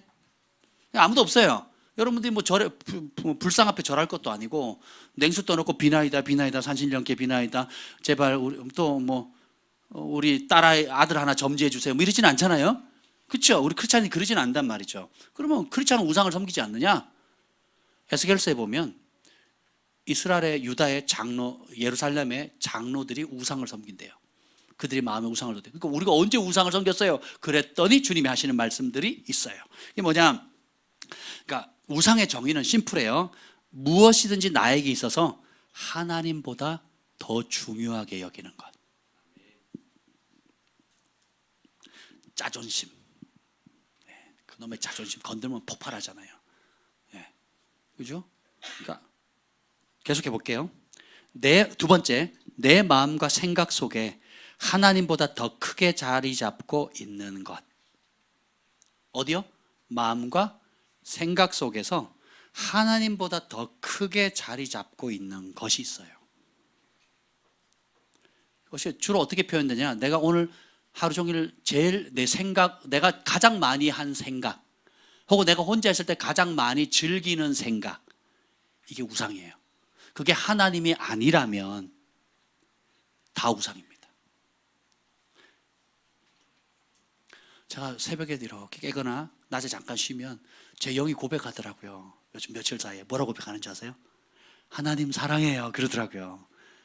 자다가 새벽 깼는데 제가 뭐 하나님 사랑해요. 그러고 있더라고요. 그애 고백하는데 막 너무 좋은 거예요. 형 새벽에 깨면 걱정 염려 들잖아요. 그렇죠? 또 화가 나잖아요. 또 누가 나한테 줬던 상처의 말들 떠오르지요. 그죠? 혹은 뭐 기타 여러 가지 집착하는 것들 있잖아요. 예, 그것이 우상이라는 거예요. 그것이 하나님이 아니면 24시간 종일 종야 주님과 함께하는 그것이 최고의 기쁨이 돼야 정상이에요. 그게 특별한 사람만이 누리는 특별한 특권이 되면, 특권이라고 생각하는 사람은 우상을 섬기고 있는 겁니다. 여러분 사랑에 빠져보시면 24시간 뭐만 생각해요? 사랑하는 그 남자 그 여자만 생각하지요. 해봤어야지. 정략 결혼하셨죠 다. 돈 보고 결혼하시고 외모 보고 결혼하시고. 그러니 뭘. 여러분 제 친구가 고등학교 때 그러더라고요. 당구를 배우니까 수업 시간에 1분당 2분당 3분당 4분 앉아 있잖아요. 그 애들 머리가 제일 뒤에 앉아 있는데 머리가 다 당구공으로 보인대요. 탁 치면 툭툭툭 이게 보인대요. 저한테 얘기를 하더라고요. 게임 하나만 미쳐도 모든 게 그렇게 보이거든요. 바둑에 제가 빠지니까, 군대에서 바둑을 제가 몇 달 배웠거든요. 사람 머리가 다 그걸로 보이더라고요. 흑백 이렇게 새집을 반을 놓으면 어떻게 하고, 외통수를 걸어서 막 이렇게 그렇게 되는 거거든요. 야, 근데 사랑에 빠지니까 24시간 그 여자만 떠오르더라고요. 그리고 돈이 안 아깝고, 정말. 그러니까 우리가 불완전한 사랑을 해도 그 한 남녀만 떠오르는데, 우리가 하나님을 사랑하면 마땅히 그분을 24시간 생각하는 게 당연한 거예요. 그리고 또 하나는 하나님 말씀을 먹으면 먹을수록 주님을 더 사랑하게 되더라고요. 그리고 많은 말씀을 기억할 필요가 없어요. 일용할 양식이잖아요. 그냥 분량의 말씀을 정기적으로 습관을 쫓아 읽잖아요. 그럼 그 중에 부딪히는 몇 마디 말씀을 마음에 새기는 겁니다. 그리고 그걸 하루 종일 묵상하는 거예요. 너무 좋습니다. 그리고 그걸 가지고 기도하는 거예요. 조금 이따 제가 그걸 가지고 기도할 건데, 제가 강화도에 저희 이제 오전에 가가지고 3시간 기도하고 오거든요. 여기 목사님과 같이 가서. 저희 집이 가까워요. 청계산보다는 강화도가 가까워요. 교통편이. 강화도에 그 갈멜산 금식기도원인가 있습니다. 그래서 개인 기도실 이렇게 있어요. 불도 들어와요. 좋습니다. 벌레도 많고. 그래서 제가 항상 먼저 문을 열고 확인을 한 다음에 이제 김 목사님을 모시는데, 사탄은 안 무서워하는데 벌레는 그렇게 무서워해요. 근데 하나님 말씀을 읽고 그 말씀을 잡고 기도하니까 강력해요. 그리고 그 말씀을 딱 잡을 때 그 말씀 안에 적용될 수 있는 사람, 환경, 사건들이 파파파팍 떠오르는 거예요. 그걸로 기도하는 겁니다. 하나님, 이대로 제가 이따가 할 거예요. 이대로 해달라고. 그렇게 기도가 되더라고요. 그러니까 막 약속하시지 않았냐고. 그러니까 평강이 오는 거예요. 염려와 걱정과 과연 들어줄까 들어주지 않을까, 과연 이게 하나님 뜻에 맞나 안 맞나 이렇게 고민할 필요 있다 없다? 없어요. 왜요? 기록된 말씀이에요. 그래서 시편, 잠언 기도가 굉장히 중요하고, 또 복음서를 읽었을 때 그 복음서를 가지고 기도하는 게 굉장히 중요합니다. 아멘. 좀 이따 볼게요. 계속 해볼게요. 그 우상이란 뭐냐? 좋은 것 중 하나가, 나쁜 게 아니에요. 좋은 것들 중 하나가 최고로 좋은 것인 양 둔갑해서 다른 모든 것을 짓밟고 군림하는 거예요. 하나님이 주신 좋은 거예요. 누가 줬다고요? 하나님 주신 좋은 건데, 이 하나님 주신 좋은 축복이 최고로 좋은 하나님을 짓밟아 버리는 거예요. 돈 때문에 하나님 재정의 복을 줬는데 그 돈 때문에 예배를 못 드리는 거예요. 그 돈 때문에 마음이 높아지는 겁니다. 하나님이 지혜를 줬는데 그 지혜 때문에 하나님 말씀을 거부하는 거예요. 하나님 건강, 아름다운 외모를 주셨는데 그것 때문에 사람을 유혹합니다. 음란하게 하고 그러거든요. 그러니까 하나님 주신 어떤 것은 참 좋은 건데 그 좋은 것을 우상화해버려요. 그러니까 그 좋은 것이 뭐냐면 최고로 좋은 것인 양, 자기 주제 파악을 못하는 거죠. 나는 좋은 것 중에 하나인 것을 좋은 것으로 여겨야 되는데 최고로 좋은 것인 걸로 착각해요. 최고로 좋은 분은 한 분밖에 없어요. 누구예요? 하나님인 거예요. 아멘. 그러니까 하나님 자리를 그 자리를 차지한다니까요. 게임이든 스포츠든 여러분이 눈으로 보는 거든 마음으로 품는 거든 뭐든 그게 사람이든 상관없어요. 제가 이걸 다루려면 끝이 없어서 대략 보는 겁니다. 네 번째는 이거 이렇게 고백하는 겁니다. 저것만 있으면 나는 행복할 텐데 하는 그거. 지금 뭐가 떠오르죠? 예, 그게 우상이에요. 이렇게 합니다. 이렇게 다르게 표현할게. 이거 없으면 못 살아 하는 거. 이거 없으면 나 못 살아. 하나님도 뭐 교회가 다 필요 없어. 나 이거 없으면 못 살아. 그리고 이런 거 있습니다. 저것만 가지면 난 인정받을 수 있을 텐데. 다양한 것들. 근데 뭐 사람이 다 비슷비슷해가지고 뭐 내용이 다 비슷비슷해요. 자식 새끼, 또 통장 잔고, 그 다음에 내가 원하는 직장이나 내가 원하는 집이나 차나 사면 좋겠는 거예요. 내가 원하는 명성을 얻었으면 좋겠고, 내가 원하는 남자 여자랑 결혼했으면 좋겠고. 그러니까 빤해요, 빤해. 그러니까 저거 없으면 난 못 살아, 저것만 있으면 나는 행복할 텐데 하는 대상이 하나님이 아니죠. 그게 다 우상이에요. 이게 중요한데 한번 읽어드릴게요. 내 삶의 의미, 정체성의 토대와 기초가 하나님이기보다는 내 삶의 정체성에 대한 토대가 하나님보다 내 삶에 더 크게 영향을 끼치는 것. 쉽게 표현하면 이런 거예요. 나의 정체성을 뭐라고 그랬어요? 제가 하나님이 함께하는 사람. 제가 아침에 일어나면 고백합니다. 나는 하나님 함께하는 사람이야. 그리고 온갖 공격들이, 생각으로 공격이 들어오면 아니야, 나는 하나님으로 만족하는 사람이야. 하나님이 지금 이 순간에 나와 하나님을 초청하는 게, 하나님과 함께하는 게 내 최고의 기쁨이야 라고 고백해요. 제가 지금 그렇게 고백합니다. 되게 평강이 오더라고요. 그러니까 내 정체성이 뭔가를 이루고 성공하고 사람들에게 인정받는 것에 두는 것이 아니라는 거예요. 근데 그 정체성을 하나님이 아닌 다른 무엇에 두는 겁니다. 이게 위험한 그 네 가지가 나와요. 이게 뭐 개인 우상이 있습니다. 개인 우상은 로맨틱한 사랑, 우리 청춘 남녀들이 여기 다 빠져 있거든요. 사춘기뿐만 아니라 사랑에 빠지면 그렇고, 아니면 아름다운 외모 가꾸려고 얼마나 돈 쓰는지 몰라요. 굶고, 권력, 그 다음에 그리고 다른 사람을 지나치게 의존하는 거, 의존증, 그리고 또 다른 사람을 조종하려고 하는 거. 내 마음, 내가 원하는 대로, 네가 뭘 알아. 따라 이런 말이 있어요. 내가 아니면 안 돼 하는 거 있죠. 내가 아니면 안 돼. 이 일은 내가 아니면 못해.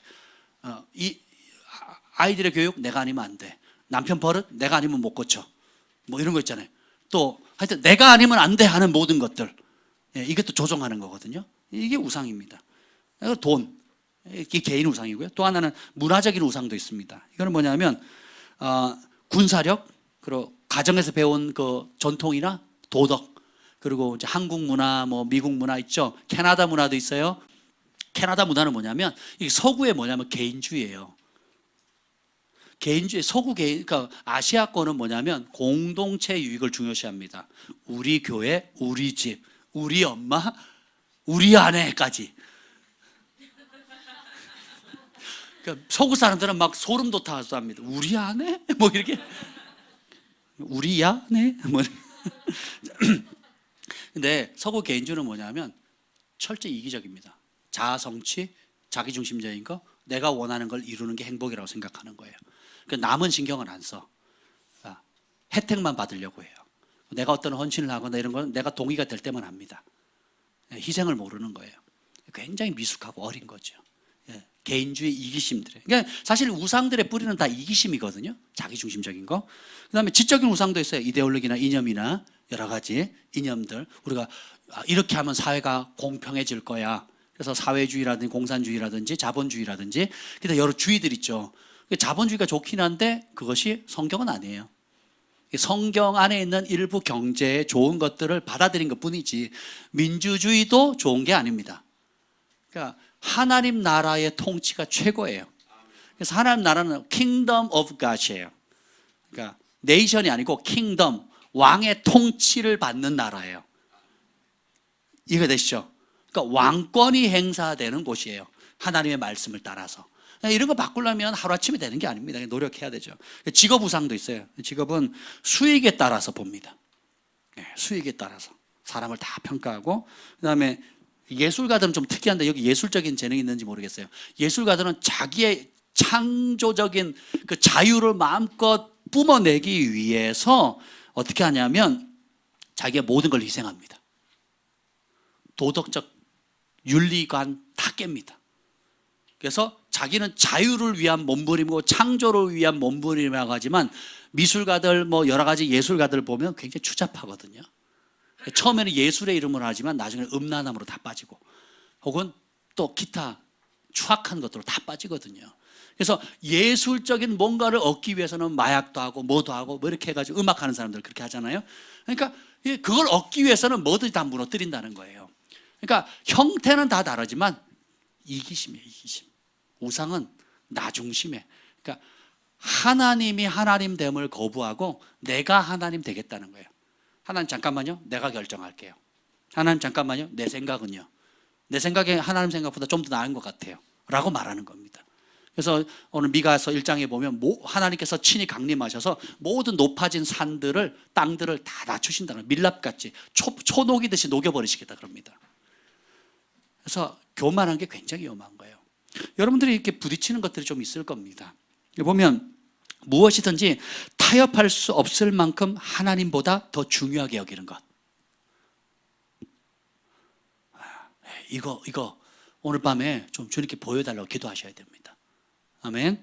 예. 그래서 마음속에 있는 그 우상이 있으면 그 우상을 사랑하게 되고 우상을 믿게 되고 그 우상에 순종하게 되는 겁니다. 그래서 외모가 우상인 사람은 결국 어떻게 되냐? 외모 쫓아가다가 외모에 잡고 있는 그 영의 종이 되는 거예요. 그리고 권력을 추구하는 사람은 결국은 권력의 신의 종이 됩니다. 그리고 타인의 인정을 받기 위해서 사람을 두려워하는 사람은 결국은 사람의 종이 되는 거예요.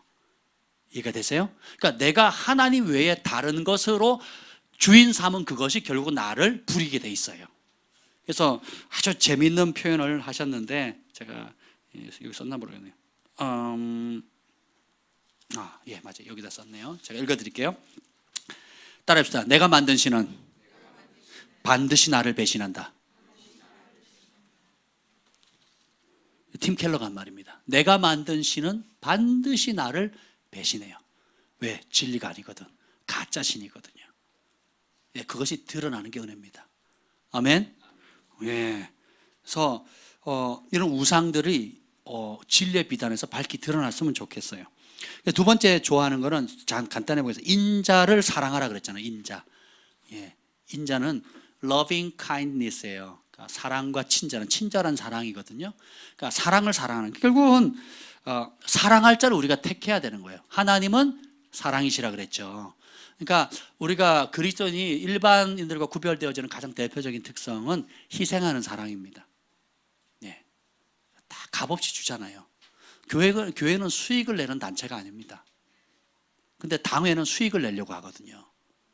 그러니까 땅 투기하고 그리고 수익이 되는 사람을 교회에 드리는 거예요.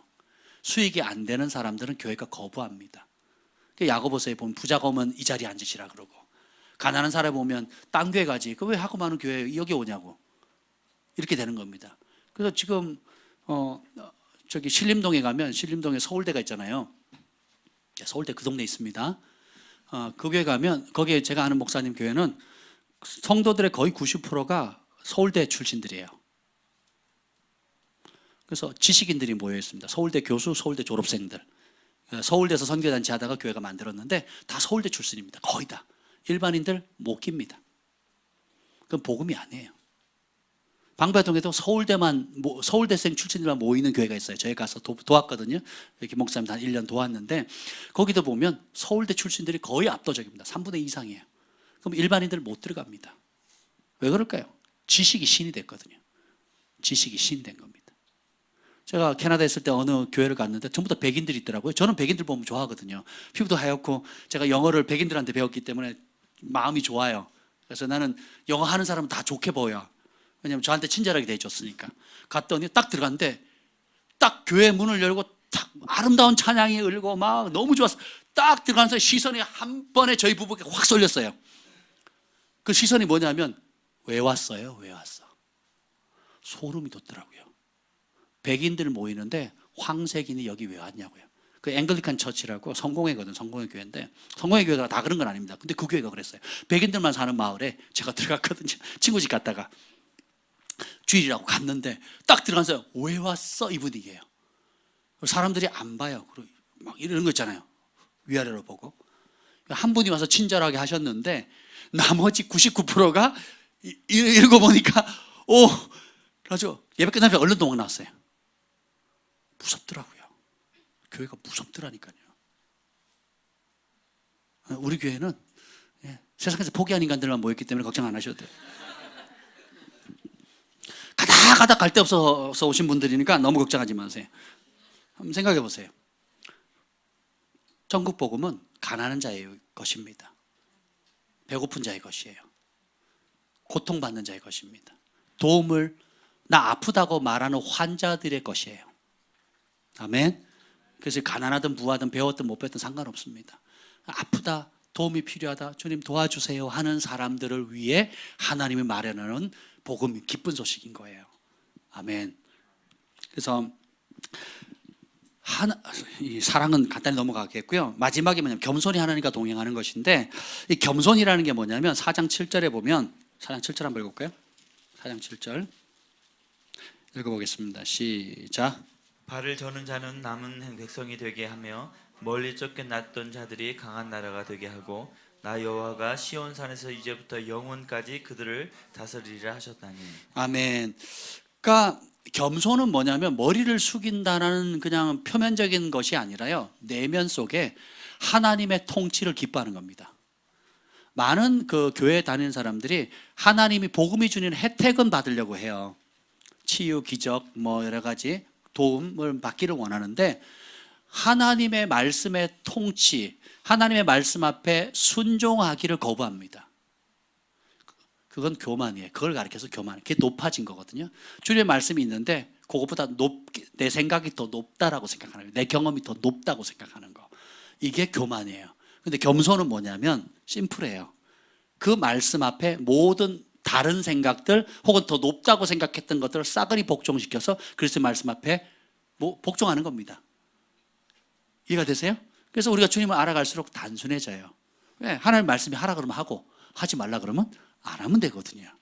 심플해집니다. 근데 그 파장은 강력합니다. 왜? 그 파장은 달라요. 굉장히 다릅니다. 콩나무 이렇게 물 주잖아요. 쑥쑥 다 빠지는 것 같은데 며칠 지나면 확 자라있잖아요. 물 주면 다 빠지는 것 같아요. 하나님 말씀으로 순종하면 별일 없는 것 같아요. 돌아보면, 얼마 뒤에 돌아보면 굉장히 쑥쑥 자라있는 모습을 보게 되는 거예요. 여러분 지금 내 욕심과 이기심 따라 내가 원하는 대로 막 하면 지금은 편하고 내가 혜택을 얻는 것 같아. 지나고 보면 썩을 열매 맺고 후회스러운 삶을 사는 거거든요. 지금 미련해 보이고 세상의 방식과 다르다 할지라도 그냥 단순하게 하나님의 말씀 하라는 대로 하고 하지 말라는 대로 안 하면 그것이 며칠 지나고 보니까 1년, 3년, 5년, 10년 지나고 보니까 이 열매는 비교가 안 되는 겁니다. 할렐루야. 제가 30년 동안 우리 가정의 구원을 위해서 싸워왔잖아요. 그렇죠?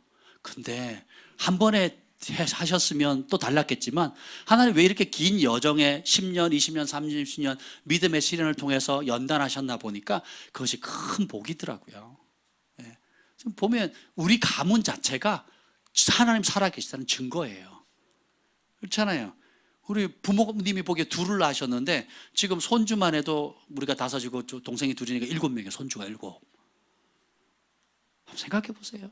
저희가 복음을 받아들이지 않았다면 우리는 다 그 죄인, 감옥에 가 있을 수도 있었어요. 우리 환경이. 동생도 싸움 잘하고 운동 잘하고 축구 선수였거든요. 최우수 선성도 타고 막 그랬습니다. 저는 검도했고요. 예, 그리고 안에 분노로 가득 찼고 살인의 영으로 충만했었거든요. 근데 그런 예수님이 저희 찾아오셔서 회개시키시고 아버지 어머니를 불쌍히 여기게 하시고 중보하게 하시고 금식하게 하시고 또 진리의 복음을 전하게 하고 예배케 하심으로 해서 제 믿음 자라게 하시고, 그렇죠? 그리고 그거로 말하면 우리 가정이 파탄 나지 않고 구원되어서 지금 모이면 예배합니다. 할렐루야.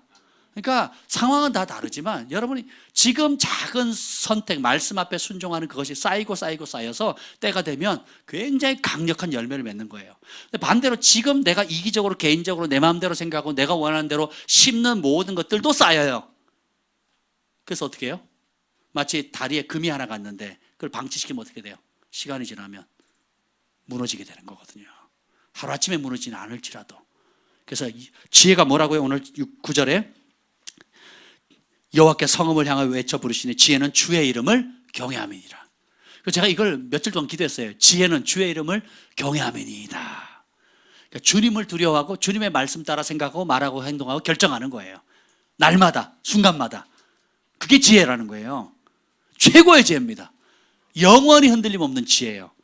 잠깐은 손해보는 것 같고 잠깐은 둘러가는 것 같고 잠깐은 미련해 보일지 몰라도 영원합니다. 세상 사람들은 자기 신을 의지하지만 하나님 앞에 친 백성들은 만군의 여호와의 이름을 의지하여 행한다 그랬잖아요. 아멘. 자 봅시다. 그러면 내가 만든 우상 다시 섬기지 않는다고 5장 13절에 나와 있어요. 5장 13절 읽어봅시다. 5장 13절. 5장 13절 마지막에 심판이 되면 이렇게 됩니다. 시작. 내가 내게 새긴 우상과 주상을 너희 가운데서 멸절하리니 내가 내 손으로 만든 것을 다시는 섬기지 아니야. 아니하리라. 하나님의 심판이 이루어지고 이제 다스림이 있게 되면 우리가 직접 우상은 결국 누가 만들었어요? 내가 만든 거예요. 누구를 위해서? 나를 위해서. 다시는 만들지 않는다는 겁니다. 이게 굉장히 중요해요. 그러면 어떻게 해요? 겸손히 그 우상을 버리고 하나님과 함께 행동하기를 즐거워하는 거예요. 그것이 인생의 최고의 목적이 되는 겁니다. 어떤 직함이나 위치나 타이틀이나 성공을 추구하는 삶을 살면 평생 불행해집니다. 바보야, 성공이 아니야. 뭐라고요? 거룩이라고 그러죠. 거룩이 뭐예요? 주님과 동행하는 거거든요. 주님과 함께하기를 즐거워하는 거거든요. 주의 이름을 따라 주님의 기록된 말씀을 따라 주님을 두려워하며 사는 것, 주님을 사랑하며 사는 것. 아멘. 이것이 전통을 따라 살 거냐 말씀을 따라 살 거냐에 따라 우리 인생은 완전히 판가름이 난다는 것입니다. 그래서 오늘 마지막으로 나누고 싶은 말씀이 이거예요. 7장 7절로 9절 말씀이에요. 7장 7절로 9절 한번 읽어봅시다. 시작. 오직 나는 여호와를 우러러보며 나를 구원하시는 하나님을 바라보나니 나의 하나님이 나에게 귀를 기울이시리로다. 나의 대적이여 나로 말미암아 기뻐하지 말지어다. 나는 엎드려질지라도 일어날 것이요 어두운 데 앉을지라도 여호와께서 나의 빛이 되실 것이미로다. 내가 여호와께 범죄하였으니 그의 진노를 당하려니와 마침내 주께서 나를 위하여 논쟁하시고 심판하시며 주께서 나를 인도하사 광명에 이르게 하시리니 내가 그의 공의를 보리로다. 우리의 삶 자체에 직면할 많은 예측 불가능한 문제들이 있습니다. 안팎으로, 건강으로, 관계적으로, 재정적으로 모든 어려움들이 있을 때마다 오직 나는 여호와를 우러러 봅니다. 왜요? 그분이 나를 구원하시는 하나님이시기 때문에 내가 그분만을 바라본다는 거예요. 저는 이 말씀이 기도하는데, 강화도에서 기도하는데 너무 크게 와닿는 거예요. 그래서 하나님이 나의 구원자이십니다. 우리 교회 이전의 문제, 이 문제의 구원자도 하나님이십니다. 지금 방주교회가 새로운 교회를 찾아야 되는데 그 새로운 교회를 인도하실 분도 하나님이십니다. 우리 권혁찬 목사님이 중심이 흔들리지 않고 계속 주님을 기쁘시게 하는 그 길을 갈 수 있도록 용기를 주시는 분도 하나님이십니다. 우리 가정에 내 남동생이 회개하고 우리 아버지가 회개하는 그 회개에서 구원받는 것도 하나님이십니다. 라고 계속 선포하는 거예요. 하나님이 우리 아버지를 구원하실 자입니다. 하나님이 우리 교회를 이끄실 분이십니다. 하나님 우리 교회를 이전시키실 것입니다. 하나님 필요한 재정을 채우실 것입니다. 하나님께서 방주교회를 축복하실 것입니다. 이런 모든 다양한 문제들의 구원자는 오직 하나님 한 분이기 때문에 내가 그 주님을 바라봅니다 라고 선포하며 기도하는데 막 신난 거예요. 저 혼자 막 신나가지고 그리고 막 샤바라바라바라 막 방언하면서 막 기도를 했어요. 그랬더니 막 기도를 하니까 막 제 영이 살아나고요. 염려, 걱정이 다 사라지는 거예요. 아무 걱정이 없어지는 겁니다. 할렐루야. 지난 주일날 누가 성전 이전 헌금을 했어요. 보니까 그래서 얼마인가 보니까 이전 헌금은 이렇게 형편 따라서 조금씩 이렇게 하고 계시거든요. 봤는데 수표가 들어있더라고요. 2천만 원이에요. 2천만 원. 무명으로. 너무너무 감사했습니다. 저는 제가 생각하기에 그런 생각이 들더라고요. 과연 저희 교회 분이 하셨을까? 이런 생각이 들더라고요. 그러니까 외부에서 하신 것 같아요, 다들. 모르겠어요. 여러분들이 하나님 하셨으니까 하나님 하셨다면 하나님께서 여러분 복을 주실 것인데 저는 그렇게 생각을 하는 거예요. 정말 하나님을 사랑하고 하나님의 몸된 교회를 사랑하는 분들이 정말 마음을 쏟아서 그렇게 하시는구나. 제가 이 기도를 했잖아요. 하나님이 하십니다. 제가 그런 얘기를 정 목사님한테 얘기를 했어요. 이제 여러 가지 부족하게 되면 돗자리 깔고 시작하자고. 우리 돗자리 깔고 시작하자. 스피커 없으면 스피커 없어도 된다고. 그냥 우리 처음 시작할 때 마이크 없이 했거든요. 여름 돗자리 깔고 겨울에 예배 드렸어요. 할렐루야. 예. 그러니까 근데 지금 의자라도 있잖아. 그죠? 너무 감사하잖아요. 출발 자체가 다르잖아요. 할렐루야. 예, 그래서 내가 주님을 바라보고 주님이 나의 이 문제의 해결자이십니다라고 계속 바라보니까 걱정이 하나도 안 되는 거예요. 그리고 안 되면 안 하면 돼. 저는 이런 생각을 했어요. 만약 안 되잖아요? 안 하면 돼. 저는 그렇게 단순하게 생각했어요.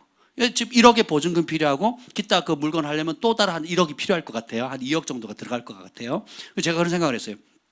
1억의 보증금을 주시면 계약금 1,000만 원 걸었으니까 보증금을 주시면 하면 되고 옮기면 되고, 안 하면 저희 집에서 모이면 돼요. 저희 집에서. 아니면 올림픽 공원에서 모이시면 돼요. 올림픽. 저희 집 하니까 얼굴이 막 다들 이상해서 인상이 그 좁은데 누가 들어가나 그냥. 그게 힘들면 여기 올림픽 공원 아주 넓어요. 아멘. 비 올 때는 천막 쳐놓고 이렇게 하면 되고, 그렇게 하시면 돼. 이해가 되세요? 그러니까 마음 편한 거예요. 이 교회를 시작하신 분도 하나님이시고, 또 지금까지 이끄시고 복 주신 분도 하나님이세요. 그리고 앞으로도 이끄실 것도 하나님이고, 하나님이 복 안 주시는데 내가 나서서 설칠 필요가 없어요. 다만 나는 그분을 신뢰합니다. 나는 나의 구원 되시는 여호와를 우러러 보는 거예요. 그리고 그분 앞에 부르짖기로 결정하는 겁니다. 그분을 신뢰하는 거예요. 그분의 뜻이면, 기뻐하는 뜻이면 기쁨으로 평강 가운데 이루어 주실 것이고, 내 욕심으로 하는 거라면 그냥 안 되는 게 복이에요. 안 되는 게. 여러분, 개인 문제뿐 아니라 교회도 똑같습니다. 내 욕심으로 하는 거라면 안 되는 게 복이에요. 하나님 원치 않는데 내 욕심으로 하는 게 잘 된다? 이것도 진짜 비참한 겁니다. 덤탱이 쓰는 거거든요. 이해가 되세요? 그러니까 막 평강과 기쁨이 막 몰려오는 겁니다. 할렐루야. 그러니까 말씀을 붙들고 있다는데 보세요. 8절 읽어보세요. 8절. 그러니까 하나님을 바라보니 나의 하나님 나에게 귀를 기울이신다는 거예요. 내가 그냥 바라보는 게 아니라, 막연히 바라보는 게 아니라 주님이 내 기도 들으십니다. 주님이 여러분의 기도 들으세요. 부르짖는 의인의 기도를 들으십니다. 전심으로 주님을 바라보는 사람, 오늘 이 밤에 여러분이 기도할 때 주님이 들으심을 믿으십니까? 그걸 믿고 구하는 거예요. 근데 대적이 일어나가지고 나로 말면 기뻐하지 않는데 네 하나님이 어디 있느냐 그러거든요. 10절에 보면 네 하나님 여호와가 어디 있냐 그랬더니 8절 중반에 보면 나는 엎드러질지라도 일어날 것이요 어두운 데 앉을지라도 여호와께서 나의 빛이 되실 것이미로다. 원수는 끊임없이 잡아뜨리고 무너뜨리려고 한다 할지라도 나는 다시 일어난다는 거예요. 주님을 바라보는 한, 주를 향한 믿음을 붙잡는 한, 그렇게 된다는 거예요. 어두운 데 앉아 있을지라도 여호와께서 나의 빛이 된다는, 깜깜한 것 같아도 도저히 해법이 없어 보이는 것 같다 할지라도 여호와를 바라보는 그분이 나의 빛이 되는 거예요. 그래서 제가 좋아하는 찬양 있잖아요. 빛이신 예수님 이곳에 오셔서 태양보다 밝은 빛을 비춰주십시오. 빛이신 예수님이 오면 모든 문제 끝나는 겁니다. 모든 문제의 종착점을 마침표를 딱 찍는 거예요. 예수의 이름의 승리입니다. 그분의 승리인 거예요. 여호와를 경외하는 자가 모든 승리의 주 되시는 주님과 함께 승리하는 것을 맛보게 되는 겁니다. 그리고 9절에 보면 재미있는 말씀이요. 내가 범죄한 거 맞다. 나 그거 진노 당할 거다. 여러분, 심판은 사랑의 표현입니다. 지금 심판을 받아요? 영원한 심판을 안 받아요. 내가 범죄했는데 지금 심판 안 받죠? 이 땅을 사는 동안에. 그럼 영원한 심판대에 올려집니다. 근데 내가 지금 잘못했어. 주님이 주의 지팡이와 막대기로 나를 채찍질 하시면 복이에요. 이 땅에서 심판을 받았잖아요. 그러니까 회개하죠. 그럼 영원한 심판을 안 받는 거예요. 그러니까 미가 선지자도 나 죄 범했다. 원수 네가 범죄했으니까 그렇게 당했지. 안 됐지. 그러니까 맞다.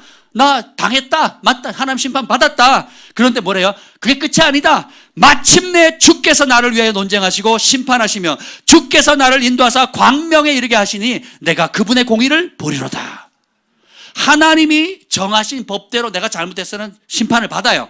또 반대로 회개하면 하나님이 정하신 법대로 나를 회복시키시고 어둠 가운데 빛을 비춰주시고 약속하신 대로 주님께서 그분의 공의의 빛을 비춰주신다는 거예요. 그러면 10절 읽어봅시다. 시작. 나의 대적이 이것을 보고 부끄러워하리니 그는 전에 내게 말하기를 내 하나님 여호와가 어디 있느냐 하던지라. 그가 거리에 진흙같이 밟히리니 그것을 내가 보리로다. 아멘.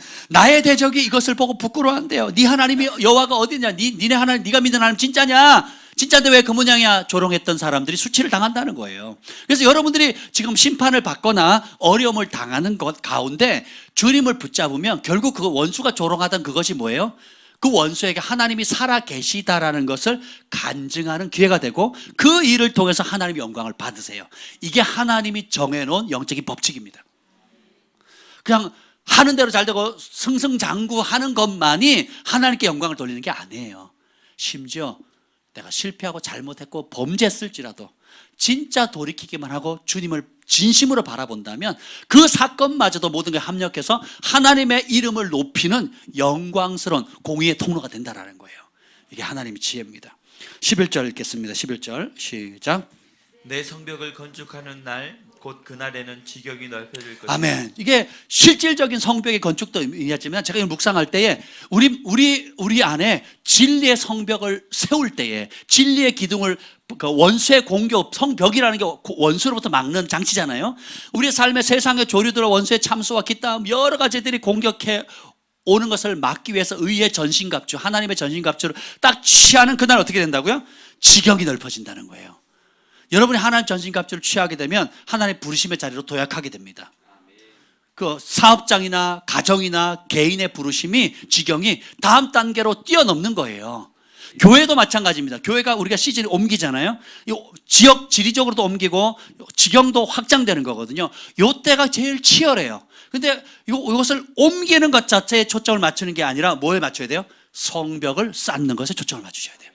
기도의 성벽, 말씀의 성벽, 믿음과 순종과 거룩의 성벽을 쌓으면 하나님께서 그 받을 준비가 되면 그 지경을 넓혀주는 거거든요. 여러분 개인의 삶도 마찬가지입니다. 받을 그릇을 준비를 하면 영적 무장을 하면 그 다음 단계에 감당할 수 있도록 해주는 거예요. 우리 소망이를 군대에 보낼 수 없어요. 너는 여장부니까 군대를 가라 하고 지금 보낼 수 없어요. 초등학교 2학년짜리를 준비가 안 됐거든요. 그죠? 근데 우리 경진이가 가겠습니다 하면 그래 한번 도전해봐라. 부모님이 적극 추천해 주실 거예요. 정신무장하고. 그렇지 않습니까?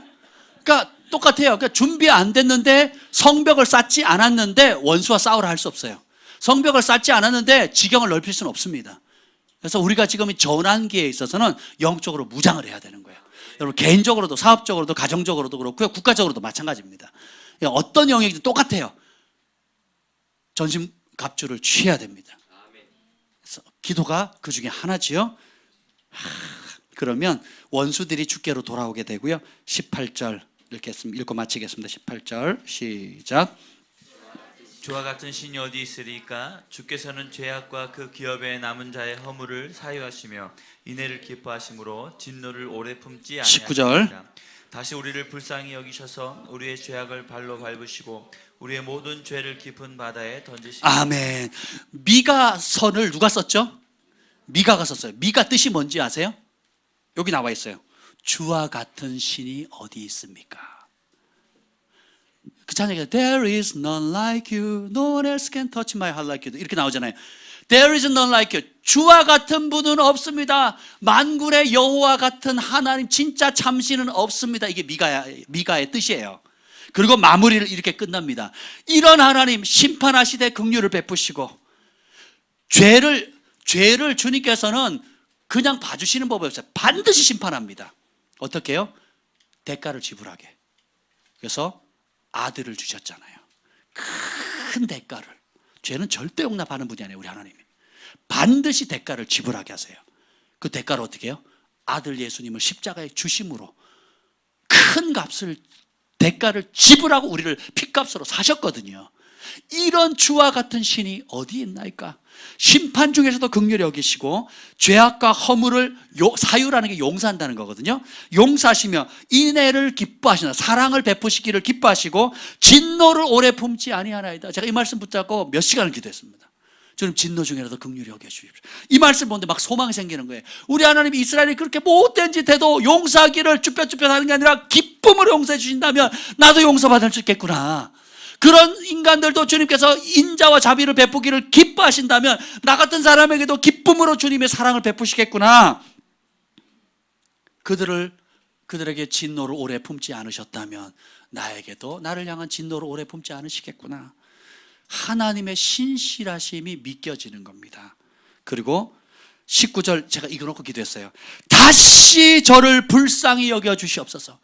다시 우리를 불쌍히 여기사 우리의 죄악을 주의 발로 밟으시고 우리의 모든 죄를 깊은 바다에 던지시옵소서.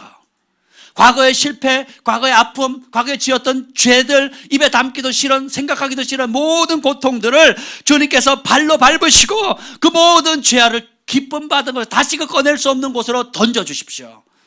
그리고 이렇게 됐어요. 다시 우리를 불쌍히 여겨 주시옵소서. 하나님 다시 저를 불쌍히 여겨 주십시오 라고 강화도 그 개인 기도굴에서 부르짖었어요.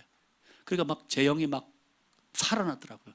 방언이 터지면서 막 하나님 다시 우리를 불쌍히, 하나님 다시 이 종을 불쌍히 여겨 주시고 용서하시고 내 모든 죄를 바다 가운데 던져주시고 주의 발로 밟아주시옵소서.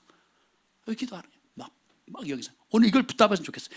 나는 여호와를 우러러 바라보니다. 주님이 나의 구원이십니다. 이 문제 해결자는 주님밖에 없습니다. 할렐루야. 20절 읽고 마칩니다. 시작.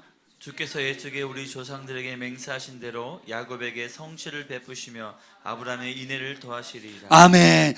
하나님이 옛날에 믿음의 선조들에게 맹세하셨대요. 약속이 아니라 맹세하셨대요. 맹세. 반드시 한대요. 뭐예요 이거? 야곱에게 성실을 베푸시고 아브라함에게 인애를 더하시는. 그러니까 믿음의 자손들에게 뭐예요? 주의 성실하심과 인자하심을 대대 무궁토록 베풀어 주겠다는 거예요. 그 약속하셨으니까 우리 선조들에게 하셨으니까 믿음의 후손인 우리들에게도 하시옵소서. 갈라디아서에 보면 예수님을 믿으면 모두가 아브라함의 자손이 된다 그랬어요. 갈라디아서에 나옵니다. 여러분 예수 믿어야 안 믿어요? 예수님이 주인입니까? 그럼 누구 자손이 돼요? 아브라함의 자손인 거예요. 그래서 하나님이 아브라함에게 나타나서 하늘의 무별 바다의 모래가 세봐라. 네 자손이 이렇게 될 거다. 거기에 여러분도 포함되어 있어요. 저도 포함되어 있습니다. 하나님, 이런 하나님이 어디 있습니까? 그 하나님이 나의 하나님이시고 부르짖는 의에게 성실함과 인자심을 대대 영원 무건토록 베풀어 주시는 분을 신뢰합시다. 그래서 그 하나님 앞에 오늘 부르짖읍시다. 기도할 때 주님, 내가 주님 앞에 나아갈 때 무엇을 가지고 나아가겠습니까? 정의를 행하고 인자를 사랑하고 겸손히 하나님과 동행하는 것. 삶의 모든 영역에 하나님이 간섭하시고 개입하시고 함께하기를 기뻐하십니까? 하나님께 감추고 싶은 그 어떤 영역도 조금의 어둠도 있으면 안 돼요. 그것이 드러나면 하나님 내가 이 어둠의 영역에 주님을 모시기를 거부했네요 라고 겸손히 인정하시고 회개하면 돼요. 그리고 빛이신 예수님 이곳에 임하시옵소서. 오늘 보면은 이게 나왔죠. 어두운 데에 앉았을지라도 여호와께서 나의 빛이 된다 그랬잖아요. 내가 어둠 가운데 있을 때 주님이 빛으로 인도하신다 약속하셨거든요. 내 안에 주님을 초청하기를 거부하는 그 어떤 영역이 있다면 밝히 드러내 주시고 그 어둠의 영역에 주님 빛으로 임하시옵소서. 우리 두 손을 높이 듭시다. 두 손을 높이 들고 주의 이름을 크게 부르짖고 기도하겠습니다.